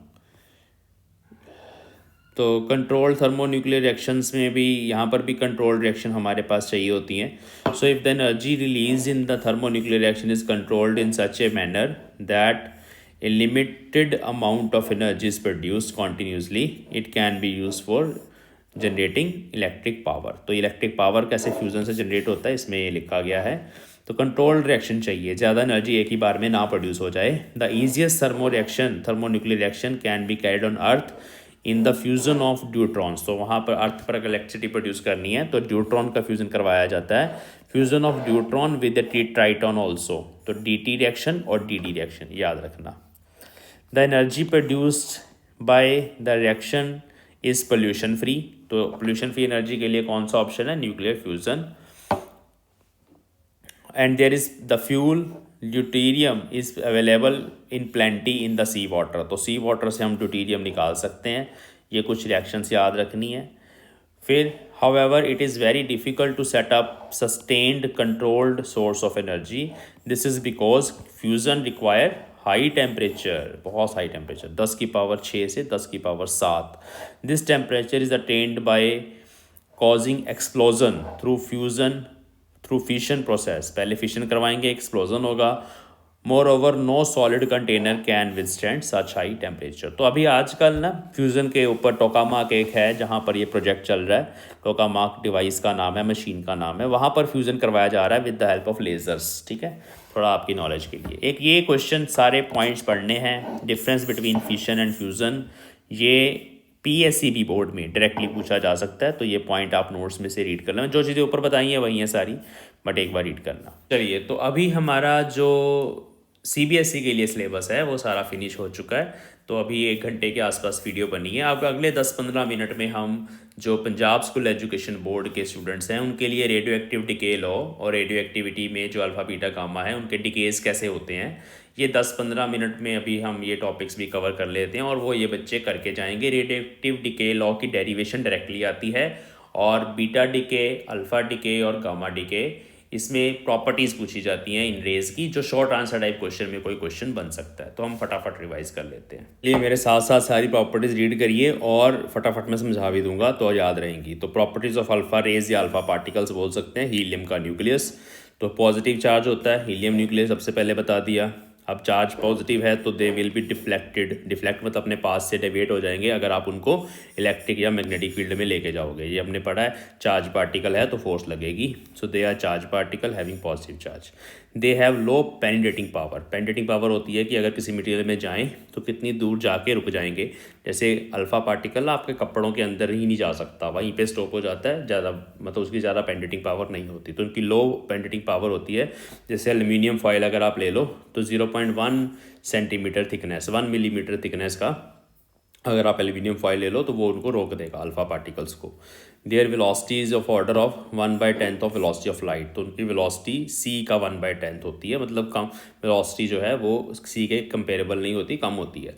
दे excite fluorescence in substances, zinc sulphide, zinc sulphide एक सब्सटेंस होता है जैसे हमने इसमें पढ़ा था ना अपने रदरफोर्ड अल्फा स्कैटरिंग एक्सपेरिमेंट में, कि अल्फा पार्टिकल जा रहे हैं और वो जब वो जिंक सल्फाइड पे जाके गिरते हैं तो वहाँ स्किंटिलेशन प्रोड्यूस होती है। तो फ्लोरोसेंस मतलब लाइट प्रोड्यूस करते हैं। They can affect photographic plate, तो फोटोग्राफिक प्लेट पे भी जब गिरते हैं वहाँ पर अपने वो छोड़ते हैं, फोटोग्राफिक प्लेट सिल्वर नाइट्रेट होता है, उस पर जब गिरते हैं तो वहाँ अपना इंप्रेशन छोड़ते हैं। सो रेंज होता है कि एयर के अंदर कितना दूर तक ट्रैवल कर सकते हैं। तो अल्फ़ा पार्टिकल एयर के अंदर उनकी रेंज जो है वो 2.7 सेंटीमीटर, बहुत छोटा होता है, से 8.6 सेंटीमीटर तक जा सकते हैं। थोरियम सोर्स से निकलने हैं तो ज़्यादा एनर्जी के होते हैं, तो इसलिए 8.62 सेंटीमीटर तक जा सकते हैं। तो इनकी जो रेंज है वो कम होती है। तो दे आयोनाइज द गैसेज, अगर वो किसी गैस के अंदर जाएंगे आयोनाइज कर देंगे, मतलब उसमें से आयंस और इलेक्ट्रॉन्स को अलग अलग कर देंगे। बीटा पार्टिकल, बीटा पार्टिकल्स क्या हैं? They are just electrons, fast moving electrons of nuclear origin, nucleus से बने हैं जो। सो दे आर, अब चार्ज पार्टिकल है, इलेक्ट्रॉन भी तो चार्ज पार्टिकल है ना, आपने पढ़ा हुआ है, तो वो भी इलेक्ट्रिक और मैग्नेटिक फील्ड में डिफ्लेक्ट होते हैं। डायरेक्शन ऑफ डिफ्लेक्शन से हमें पता चलता है कि बीटा पार्टिकल का चार्ज नेगेटिव है। तो कैसा चार्ज है? नेगेटिव चार्ज है। आगे नेगेटिव वैसे दोनों तरह का होता है, पॉजिट्रॉन भी होते हैं, बट अगर हम ज़्यादातर जो ऑब्जर्व्ड हैं वो नेगेटिव चार्ज है। पेनिट्रेटिंग पावर जो होती है बीटा पार्टिकल की, ये अल्फा पार्टिकल से 100 गुना होती है। ये शॉर्ट आंसर टाइप क्वेश्चन में सारी चीज़ें काम आएंगी जब आपको ऑब्जेक्टिव टाइप क्वेश्चन करोगे। तो they are absorb by aluminium foil of thickness 1 millimetre, वो 1 मिलीमीटर तक जा सकते थे alpha particles. Beta particles 5 millimetre तक जा सकते हैं, उससे थोड़ा ज़्यादा। Beta particles have a range of velocities, उनकी वेलोसिटीज़ की भी एक रेंज होती है, फिक्स नहीं होती। तो मैक्सिमम वेलोसिटी जो होती है वो डिपेंड करता है नेचर ऑफ रेडियोएक्टिव सोर्स की, कहाँ से वो निकले हैं। The velocity may be 99% of speed of light, तो वो 1/10 स्पीड ऑफ लाइट था, ये 99% है, ठीक है, तो ये बहुत ज़्यादा है। They excite fluorescence in barium, प्लेटिनो, cyanide और कैल्शियम टंगस्टेट, ये याद रख लेना, अगर रहेगा नहीं तो भूल जाना। फ्लोरोसेंस मतलब ये भी करते हैं वो भी करते हैं। They also affect photographic plates strongly, but strongly करते हैं देन अल्फा पार्टिकल्स। ये आयोनाइज भी करते हैं गैसेस को, but their ionizing power is 1/100, मतलब कम होती है, ज़्यादा आयोनाइज नहीं कर पाते। अल्फा पार्टिकल हैवी होता है ना, हीलियम का न्यूक्लियस है, तो वो ज़्यादा हैवी होने के कारण ज़्यादा आयोनाइज करता है गैसेस को, लेकिन ये कम करती है। जो बीटा पार्टिकल्स हैं अल्फा से कम आयोनाइज करते हैं। The range of beta particles in air, अब इसकी जो रेंज है ये ज़्यादा, is much more than alpha particles. तो ये सारी प्रॉपर्टीज़ एक एक बार नोट्स में से पढ़ लेना, नोट्स का लिंक डिस्क्रिप्शन में है। Properties of gamma rays, these are electro, अब ये इलेक्ट्रोमैग्नेटिक, इनके ऊपर चार्ज ही नहीं होता, तो गामा रेज इलेक्ट्रोमैग्नेटिक वेव जैसे लाइट होती है वैसी होती हैं, चार्ज होता नहीं, न्यूट्रल होता है। तो जो न्यूट्रल पार्टिकल्स हैं, फोटॉन्स हैं बेसिकली, तो वो इलेक्ट्रिक और मैग्नेटिक फील्ड से भी डिफेक्ट नहीं होते। तो ये पहले दो प्रॉपर्टीज़ वही हैं। दे travel with speed of light, इनकी स्पीड ऑफ लाइट वाली है। इनकी पेनिट्रेटिंग पावर बहुत ज़्यादा है, 1000 times that of alpha particle, alpha से भी 1000 टाइम्स। दे एक्साइट फ्लोरोसेंस, ये भी फ्लोरोसेंस करते हैं। They also affect photographic plate more than beta particle, तो ये उससे भी ज़्यादा स्ट्रॉन्ग है। तो they ionize the gases very strongly, और but their ionizing power very slightly, sorry strongly बोल दिया, स्लाइटली। तो इनकी आयोनाइजिंग पावर कम होती है गामा रेज की 1/10 times of the alpha particles, 1/1000 times, ठीक है। तो दे आर डाइफ्रैक्टेड, अब गामा रेज हैं तो वेव्स हैं, इलेक्ट्रोमैग्नेटिक वेव्स, उसमें डाइफ्रैक्शंस भी होती हैं, तो क्रिस्टल्स से हम इनको डाइफ्रैक्ट करवा लेते हैं। चलिए, तो ये मेन प्रॉपर्टीज़ थी। अब डिके पढ़ेंगे कि अल्फ़ा डिके होता कैसे है।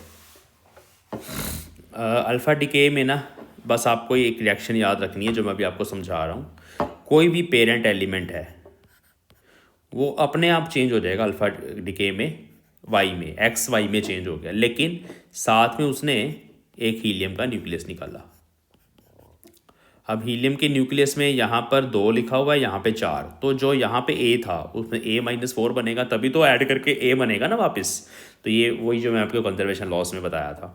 तो mass number decreases by 4, atomic number decreases by 2, dot रखा, this is called alpha decay. बस इतना ही है, साथ में कुछ एनर्जी, बस इतना याद रखना और कुछ नहीं करना अल्फा डिके में। ये एक आध एग्जांपल कर लेना अगर याद रखनी है, कई बार ऑब्जेक्टिव टाइप क्वेश्चन में पूछ लेते हैं। तो ये बहुत आसान है। देखिए यूरेनियम है, यूरेनियम से 4 कम कर दो, थोरियम 4, यहाँ 2 कम कर दो, तो 90 बन गया, 92 का 238 का 234 बन गया, साथ में अल्फा लिख दो, साथ में क्यू लिख दो। एक ही एग्जाम्पल कर लो। बीटा डिके, बीटा डिके में ना 3 डिफरेंट तरह के डिके होते हैं, एक नहीं होता, 3 तरह की प्रोसेस होती हैं, ठीक है। तो बारी बारी तीनों को हम डिटेल में नहीं, फटाफट समझ लेंगे, आसान है, टफ नहीं है। पहली बात याद रखेंगे, बीटा डिके में इलेक्ट्रॉन भी निकल सकता है, पॉजिट्रॉन भी निकल सकता है, और इलेक्ट्रॉन कैप्चर भी हो सकता है, वो आगे करेंगे। तो इलेक्ट्रॉन एमिशन की ये रिएक्शन पहले हम समझेंगे। इलेक्ट्रॉन एमिशन देखो बहुत आसान है, टफ नहीं है, बहुत आसान है। देखो इसमें ना एक्स जेड ए जो है वो वाई में चेंज होगा, लेकिन अब निकला क्या अंदर से, ना तो प्रोटॉन निकला ना न्यूट्रॉन, वो अंदर ही हैं सारे, निकला इलेक्ट्रॉन है। तो इसमें जो ए है वो सेम रहेगा, मतलब नंबर ऑफ न्यूक्लियॉन्स सेम है, डॉटर में भी और पेरेंट में भी, ठीक है। ये यहाँ पे एक चीज़ याद रखना, ए सेम रहेगा, लेकिन जेड जो है वो एक बढ़ेगा। बीटा डिके में जब नेगेटिव पार्टिकल निकलेगा जेड एक बढ़ेगा, तभी तो यहाँ हम इलेक्ट्रॉन को ऐसे लिखते हैं -1 0। तो जब आप Z+1 में -1 ऐड करोगे तभी Z आएगा ना, ऐसे याद रख सकते हैं। साथ में एक और पार्टिकल निकलता है एंटी न्यूट्रिनो। इस रिएक्शन को 2 बार लिख के देख लो। अब इसकी एक एग्जांपल भी आप करने चाहते हो तो कर लो। प्रोटॉन फॉस्फोरस सल्फर में चेंज हुआ, 15 का 16 बन गया, साथ में इलेक्ट्रॉन, यहाँ 1 - 1 यहाँ लगाना लगा दो, नहीं तो वैसे भी लिख दो, ठीक है। बस यही है। अब ये होता कैसे है, देखो यहाँ पर एक प्रोटॉन बढ़ गया ना आपका, वाई के साथ Z+1 लग गया, एक प्रोटॉन बढ़ गया। कहाँ से आया वो proton? Total number of particles तो सेम है ए, एक प्रोटॉन बढ़ गया, कहाँ से आया? बेसिकली एक न्यूट्रॉन जो है वो प्रोटॉन में चेंज होता है। तो बीटा नेगेटिव डिके में, नेगेटिव इसलिए बोल रहा हूँ कि इलेक्ट्रॉन निकल रहा है, बीटा नेगेटिव डिके, इसमें जो हमारा न्यूट्रॉन है वो प्रोटॉन में चेंज होता है। तो यहाँ पर ये चीज़ मैंने लिखी हुई है, ये मेन में इतना ही लिख लोगे बहुत है, ठीक है। So neutron going to proton, तो beta negative decay. Positron emission में उल्टा, इसमें प्रोटॉन चेंजेस टू न्यूट्रॉन। ये देखो पहले ये रिएक्शन देख लो, proton changes to neutron, but इसमें प्लस वाला पॉजिट्रॉन निकलेगा, +1 लिखा हुआ नीचे। और यहाँ पर आप देखिए, अगर यहाँ +1 है तो फिर यहाँ Z-1 चाहिए, ए तो सेम रहता है इसमें। तो आप ऐसे लिखोगे, in beta decay mass number remain same but atomic number decreases by 1, तो पॉजिट्रॉन एमिशन है। एटॉमिक नंबर इंक्रीजेस बाय 1 तो इलेक्ट्रॉन एमिशन है या बीटा नेगेटिव डिके है। बस ये मेन चीज़ें मैं आपको बता रहा हूँ। इलेक्ट्रॉन कैप्चर के लिए ना आप यही वाली प्रोसेस जो है, यही वाली, बस इसको उठा के उधर ले आना, तो जब ये उधर जाएगा तो इलेक्ट्रॉन बन जाएगा। तो ये देखो Z-1 का Z-1 ही है यहाँ पे, बस यहाँ पे जो इधर जो हमारे पास प्लस में था वो उधर जाके माइनस में चेंज हो गया, इलेक्ट्रॉन कैप्चर। ये क्या होता है कि जो न्यूक्लियस है वो अपने पास वाले एक इलेक्ट्रॉन को खींच लेता है अपनी तरफ, कैप्चर कर लेता है, इसमें लिखा हुआ है। तो बस ये भी एक रिएक्शन याद रख लेना बस। तो इतना ही आपके सिलेबस में है रेडियो एक्टिविटी में, इससे ज़्यादा नहीं है। एनर्जी स्पेक्ट्रम नहीं है। गामा डिके में कुछ भी चेंज नहीं होता, ना मास नंबर ना एटॉमिक नंबर, एक्स का एक्स ही बचा, जेड का जेड बचा, ए का ए बचा, कुछ भी चेंज नहीं होता। बस ये स्टार हटेगा। स्टार मतलब एक्साइटेड एनर्जी स्टेट, नीचे गिरा जब वहाँ से न्यूक्लियस लोअर स्टेट में आया तो बस गामा रे साथ में निकल जाती है। बस इतना याद रखना है, no change in atomic number and mass number. अब ये लास्ट हमारा topic radioactive decay law, इसकी स्टेटमेंट और इसकी डेरिवेशन 3 मार्क्स में पंजाब स्कूल एजुकेशन बोर्ड में काफ़ी बार आती है, बहुत इंपॉर्टेंट है, पक्का करके जाना, ठीक है। रेडियो एक्टिव डिके लॉ क्या बोलता है, ये डिके लॉ ये पहले हम समझेंगे, ठीक है। देखो पहले समझ लो फिर पढ़ लेता हूँ। ये चीज़ जो है ना dN/dt, इसको बोला जाता है रेट ऑफ डिके। रेट समझते हो ना, रेट ऑफ चेंज है ना वो वाला। तो रेट ऑफ डिके बोल दो, चाहे रेट ऑफ डिसइंटीग्रेशन बोल दो, रेट ऑफ डिसइंटीग्रेशन कुछ भी बोल दो, ठीक है। ये रेट ऑफ डिके है। एन क्या है? N number of unstable nuclei है। मान लो आपके पास कुछ अनस्टेबल न्यूक्लियाई पड़े हैं, तो कहता है उसका जो रेट ऑफ डिके है, उसके जो डिके करने का रेट, मतलब टाइम के साथ वो कैसे कम होंगे, रेट ऑफ डिके, वो कितने नंबर ऑफ न्यूक्लियाई प्रेजेंट है उसी के डायरेक्टली प्रोपोर्शनल है। अभी मान लो ज़्यादा न्यूक्लियाई प्रेजेंट है तो जल्दी जल्दी डिके करेगा। आफ्टर सम टाइम कुछ बचेंगे, कुछ डिके हो चुके हैं, कुछ बचे, अब वो नंबर आपका कम हो रहा है, तो अब जो रेट ऑफ डिके है वो भी कम होता चला जाएगा। तो जो dN/dt है वो n के डायरेक्टली प्रोपोर्शनल है। इसको आप ऐसे समझो, मान लो एक लंबी सारी वेसल है आपके पास और नीचे मैंने होल कर दिया, उसमें पानी भर दिया।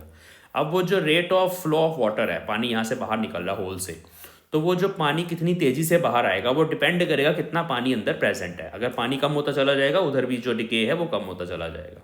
ऐसे ही सेम यहाँ पर ये हमारी इक्वेशन है, dN/dt directly proportional to n। बस ये आपने याद रखना है। पहले पढ़ लेते हैं, फिर इसकी छोटी सी डेरिवेशन भी है आगे।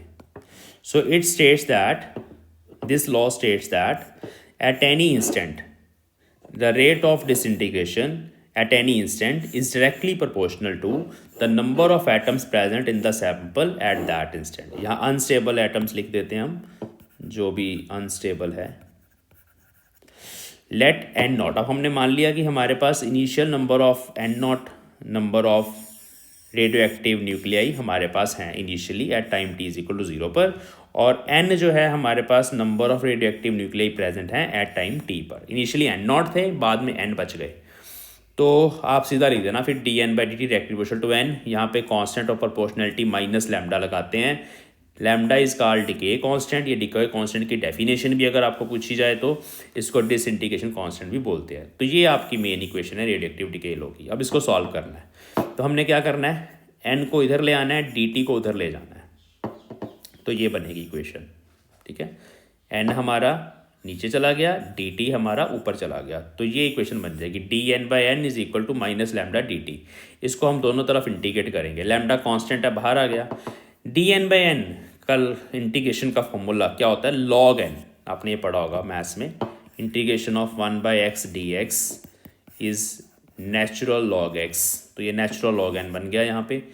माइनस लैम्डा बाहर है, dt की इंटीग्रेशन t आ गई, प्लस कांस्टेंट c आ गया। अब ये कांस्टेंट फाइंड करना है, तो हमने t इज इक्वल टू 0 पे पता है ना कि t 0 पे n जो है नंबर ऑफ पार्टिकल जो है वो n नॉट थे, initial number of particle n naught थे, तो इस इक्वेशन में पुट कर देना है। इसमें जब आप t को 0 पुट करोगे तो ये टर्म 0 हो जाएगी, सीधा आ जाएगा log n नॉट, n की जगह n नॉट पुट कर दिया और c ऐसे ही रहने दिया, तो c किसके बराबर आ गया, log n नॉट के बराबर, ठीक है। तो ये याद रखना, c आ गया log n not.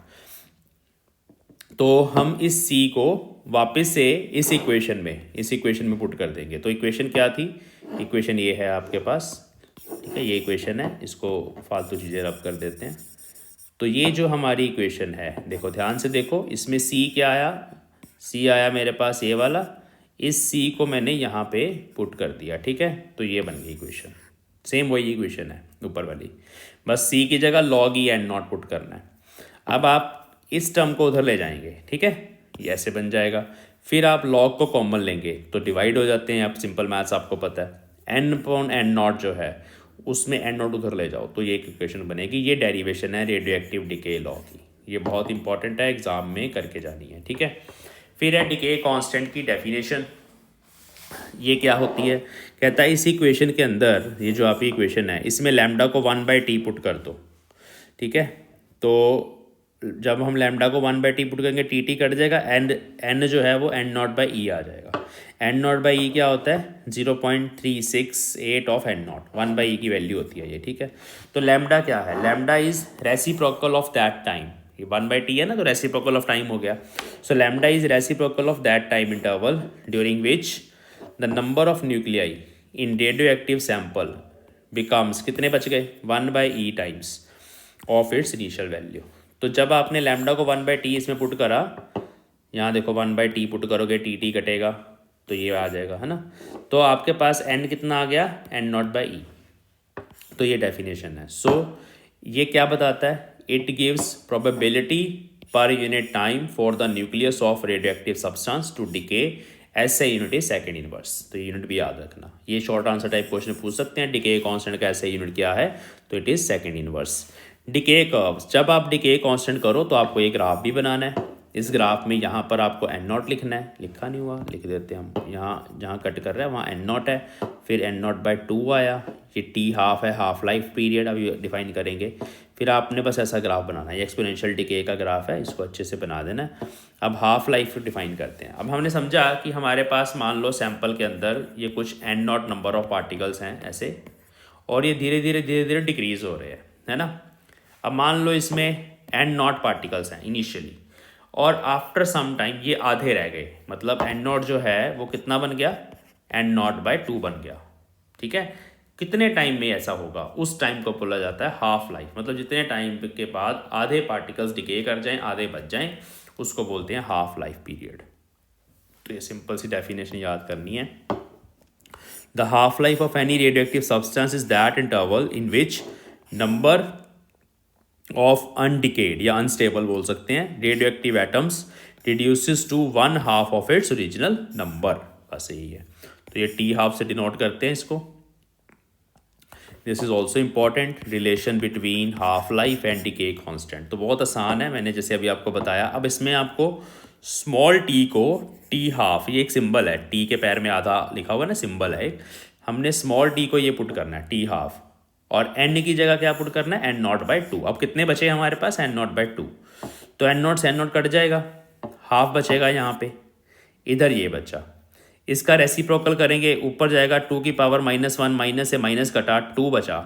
2 is equal to e raise power lambda T half. Taking log on both side, जब आप log 2 लिखोगे यहाँ log आ जाएगा, यहाँ log लगाओगे तो ई कट जाएगा, तो ये बचेगा log ई के साथ ई कैंसिल हो जाता होता है, तो ये इतना बचेगा। तो ये चीज़ आ गया log 2 के बराबर। इसको मैंने इधर लिख लिया, log 2 उधर चला गया। यहाँ से लैम्डा निकालना है तो log 2 बाई टी हाफ, तो ये रिलेशन आ गई। दे आर रेसिप्रोकल, जितना टी हाफ ज़्यादा होगा उतना लैम्डा कम होगा, और यहाँ पर log 2 की वैल्यू 0.693 होती है, ठीक है। तो बस ये पढ़ लेना। तो thus half life of radioactive substance is inversely proportional to the decay constant and it is independent of the initial value. तो ये decay constant half life inversely proportional है उसके, बस ये बताया गया। तो बस यहीं पर हम अपना आज का ये टॉपिक पूरा न्यूक्लियाई का ख़त्म करते हैं। अभी न्यूमेरिकल प्रॉब्लम्स भी हैं इसमें इंपॉर्टेंट वाली, वो हम देखेंगे आने वाले दिनों में, टाइम मिलेगा नहीं तो आप किसी 10 ईयर में से देख सकते हैं। बाइंडिंग एनर्जी के न्यूमेरिकल्स आ जाते हैं, हाफ लाइफ के न्यूमेरिकल्स आ जाते हैं इसमें।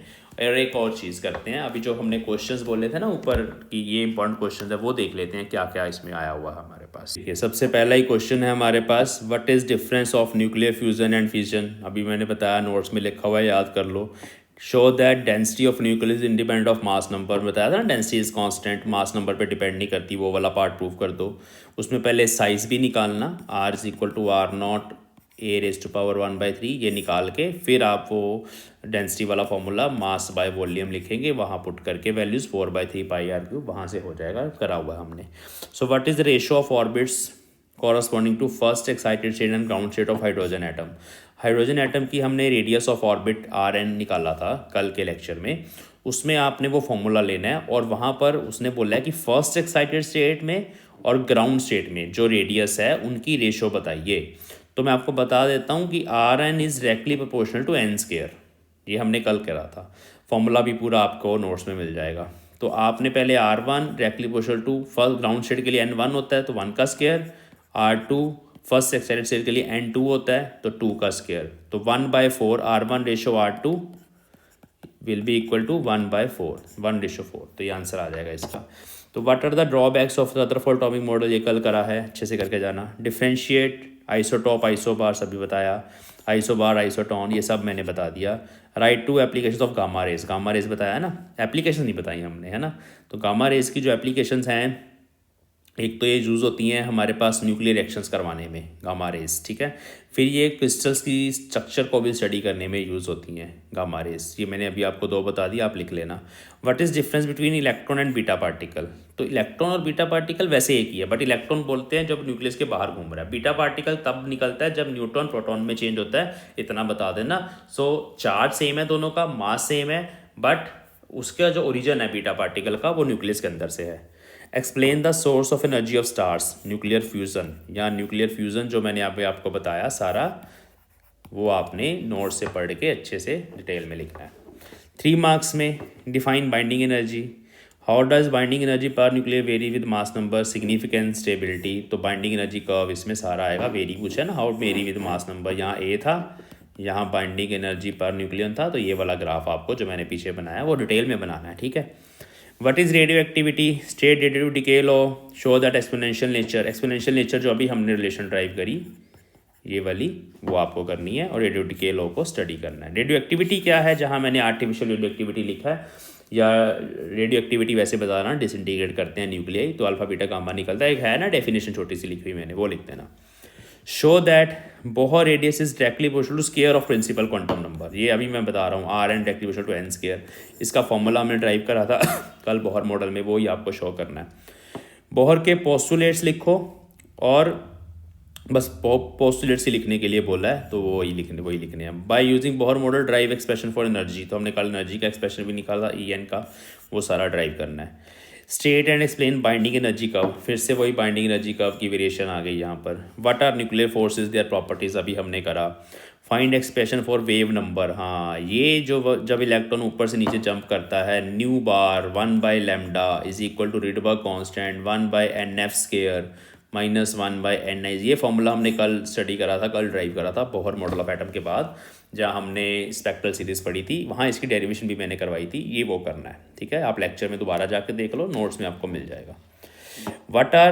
What were the observations and important conclusion drawn from alpha scattering experiment, हमने कल डिटेल में पढ़ा, लिख देना। ऑब्जर्वेशन भी लिखी हुई है वहाँ, कंक्लूजन भी लिखे हुए हैं। फिर Q value of nuclear reaction अभी हमने बात करी। फिजिकल क्वांटिटीज़ कौन सी कंजर्व होती हैं, अभी हमने कंजर्वेशन लॉस करे। Energy level diagram of hydrogen और स्पेक्ट्रल सीरीज़, ये अभी हमने कल करा था ये है, ठीक है, एटम वाले में। तो ये सारे ही क्वेश्चन हमने कर लिए हैं, इसमें से कोई ना कोई क्वेश्चन पक्का आएगा एग्जाम में। अच्छे से आज का और कल का दिन लगा के कल तक रात तक ये न्यूक्लियर वाला पार्ट भी लर्न कर लो, फिर पूरा एटम और न्यूक्लियर रिवाइज कर लो। इसमें से 7 नंबर का पेपर आना भाई, छोड़ के मत जाना। चलिए, सो मिलते हैं नेक्स्ट क्लास में। Thank you.